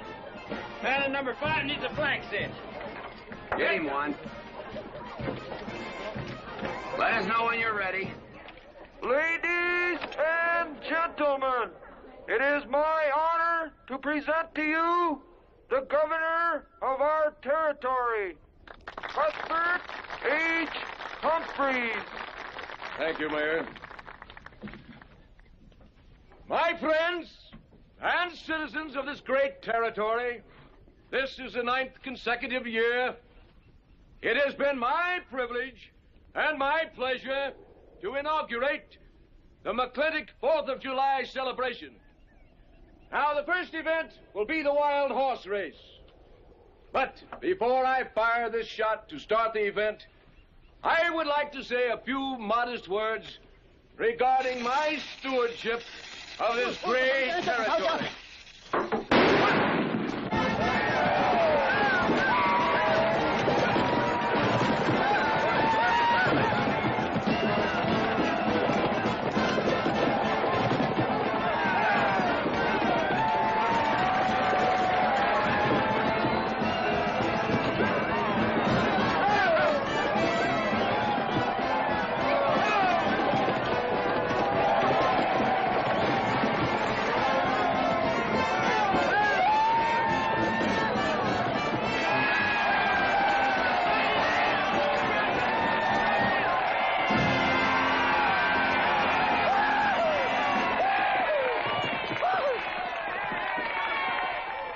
Professor Birnbaum.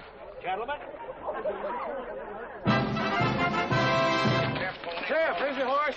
Come on, get them all lined up. Come here, King. Now, boys, you all know the rules. It's twice around the inside, once around the outside. First cowboy that hits that finish line without busting that egg is the winner. And I caution you boys about some of them eggs, because some of them eggs are last year's holdovers.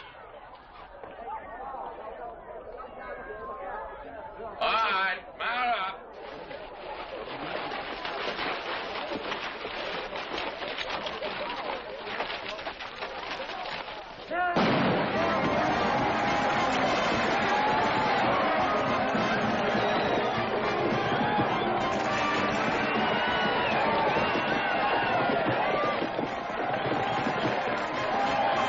Catherine, my dear, you seem to be enjoying yourself. Oh, yes. This is wonderful. It's the only thing I really do enjoy about this barbaric country, the 4th of July celebration. Well, Catherine, I've been here for 3 days. I haven't heard from you. Is anything wrong? Wrong?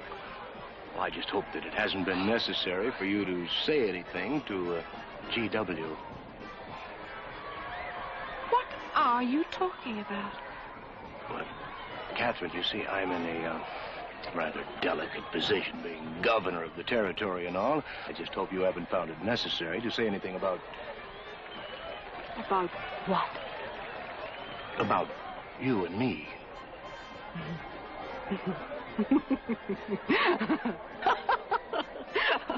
Why, you pompous windbag.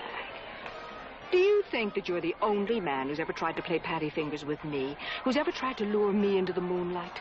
Well, no, but I... Well, I'm a big girl, and I can take care of myself. My husband knows it. I can assure you, Governor, that your reputation is untarnished. Now, get out of my way.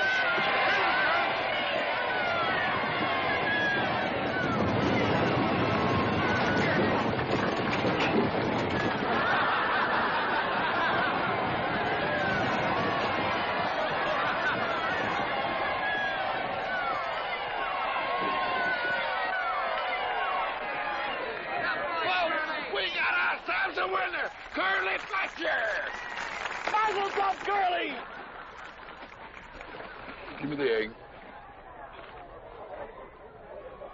Disqualified. Here you go, Curly. G.W. You'll never believe what happened over there. What? You smell a beer. Well, naturally, I'm drinking beer. Ladies and gentlemen, the next event will be a contest between the two bronco-busting champions of our territory. Remember the year I rode in that event? Wore your garters to hold up my sleeves? We had a bet, and I won it.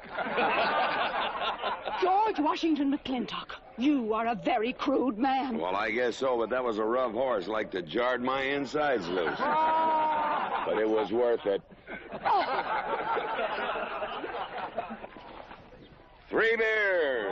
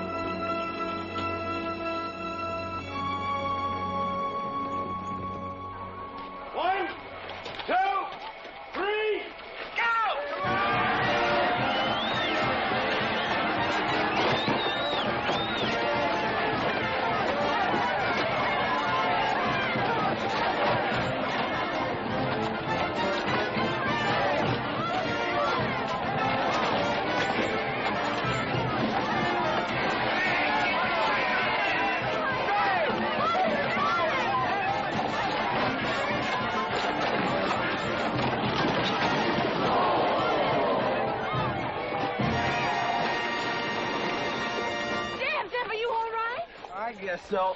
Nothing busted but my pride. Well, that ought to even things up, Farmer. For what? Well, that sore nose you gave me the other day. Well, that ain't what's sore on him.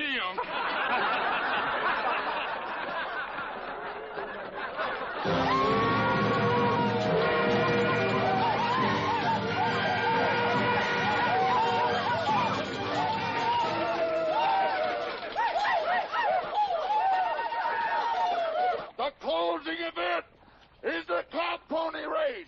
The finish line is at the barbecue. So start meandering. Come on.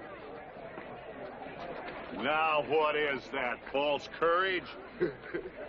Why, you know a Douglas doesn't ever use a thing like that. I want you to get on that horse, get out in front, and stay out in front. I'll be out in front, Dad. All the way. Good boy. Now remember, stay out in front. That Agamemnon's a good horse.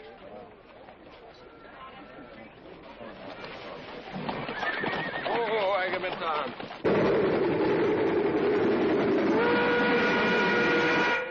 11:40 and she's on time. Oh,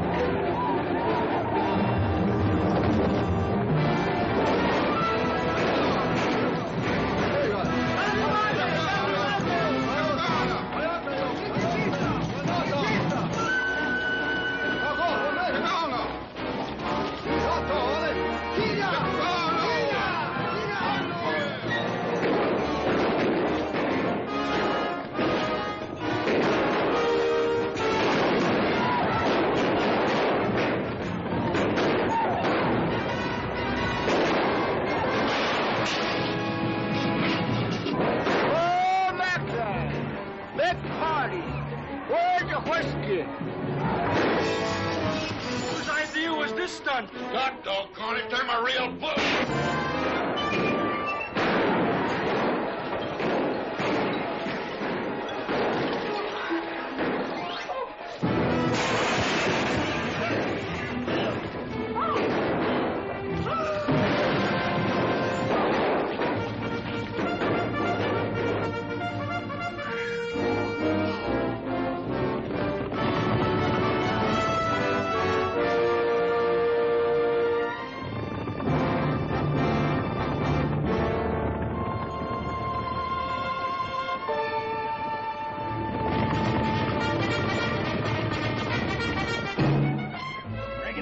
Excitement you'd want for one 4th of July, eh? Puma finally got his way, but I reckon he's riding out his last war party.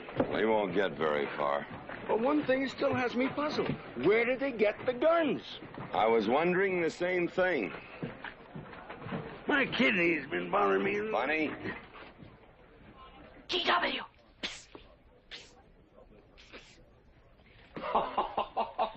What an idiotic joke. Joke? Do you think that was a joke? Oh, shut up. You want everybody in town to see me. You look good in feathers. Oh. Dev, I think they've gone. Yeah. What are you going to do about it? What can I do? Nothing. Just like you've always done.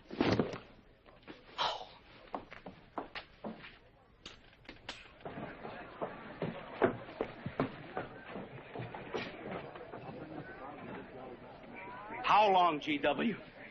How long what? Catherine. She's been riding herd on you for 2 years now. I'm a peaceable man. But my father used to say, you raise your voice, it doesn't do any good. It's time to raise your hand. Well, I've been planning to do something about it. I'll have another talk with her. Talk to her? Talk to her? Talking won't do any good. Becky, have you seen your... What's been happening around here? You've got hay all over you. Been some mighty sneaky goings-on here during that raid, Mr. McLintock. Who was it said only a trollop would kiss a man before they were formally engaged? Oh, but we are engaged, sir. You are? That is, with your permission. Well, you've got it. Oh, Mrs. Warren? I think it's wonderful. I guess this is the only engagement that ever started off of a spanking. Mm-hmm. I reckon Birnbaum is right. All right. Lord bless us, this is going to be a great day. Doggone it, folks. Let's don't let a little old Indian raid break up a good barbecue and a rodeo. The meat's on. Let's go. You contestants, get ready for the cow pony race.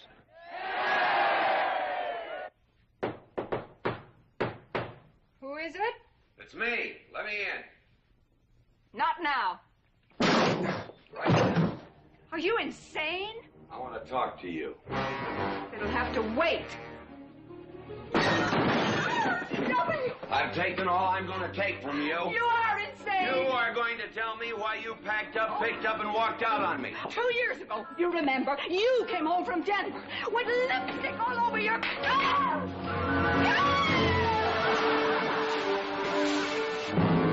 Lipstick on my collar. I've got the shirts to prove it. Who cares? Why, you big...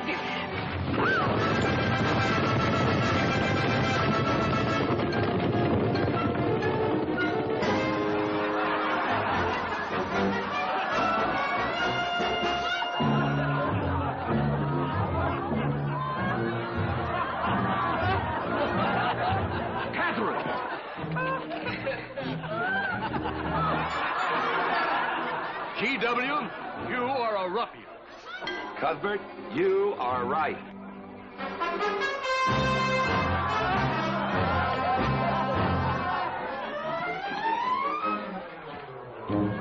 Well, what kind of a family is that?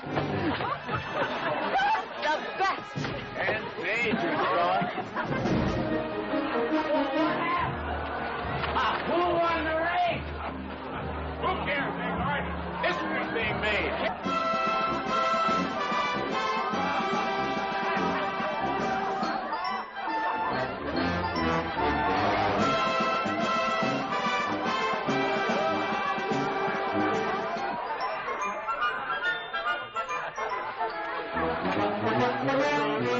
Yes, Rufus? I regret to inform you I've changed my mind about matrimony.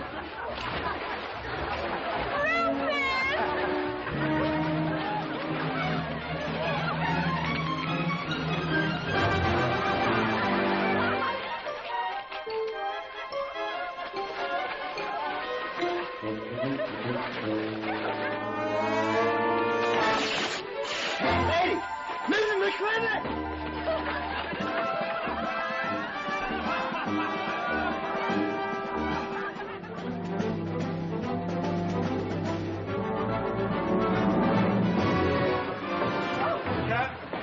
Catherine! Get out of here. Everybody out!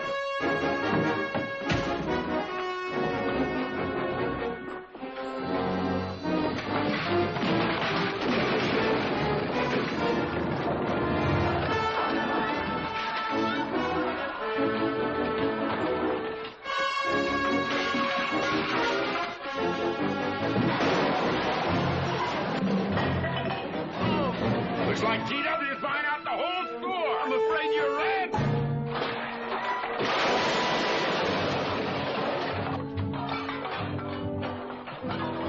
Call me family. Call me family.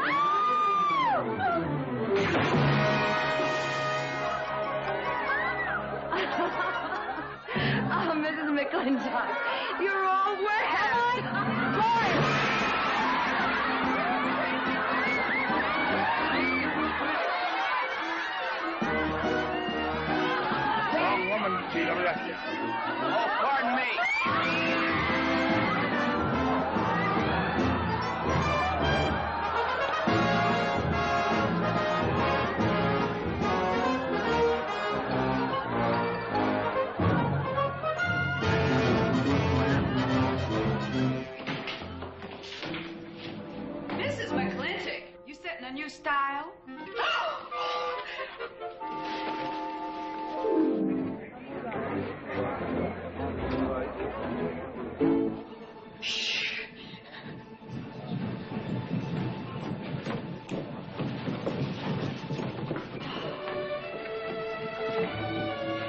Mr. McLintock, in here!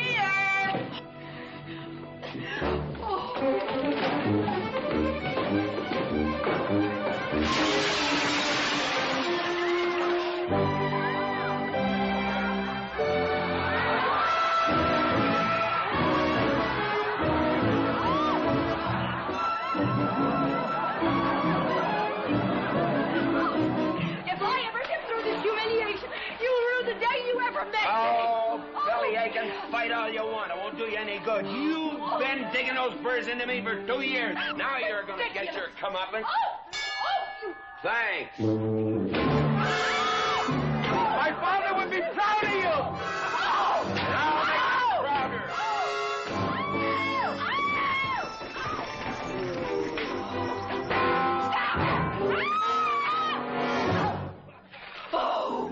Keep it. You may need it. Now get your divorce. Home. Don't spare the horse. Home, you heard me. Don't think you're going to get rid of me that easy. Yeah.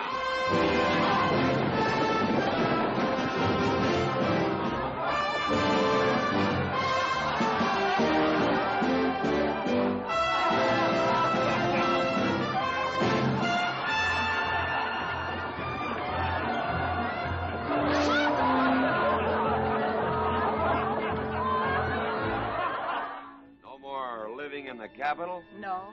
No more Newport in season? Nope. No more dancing at the governor's ball? No, GW.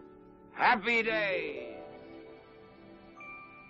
310 times without a miss. That's a record.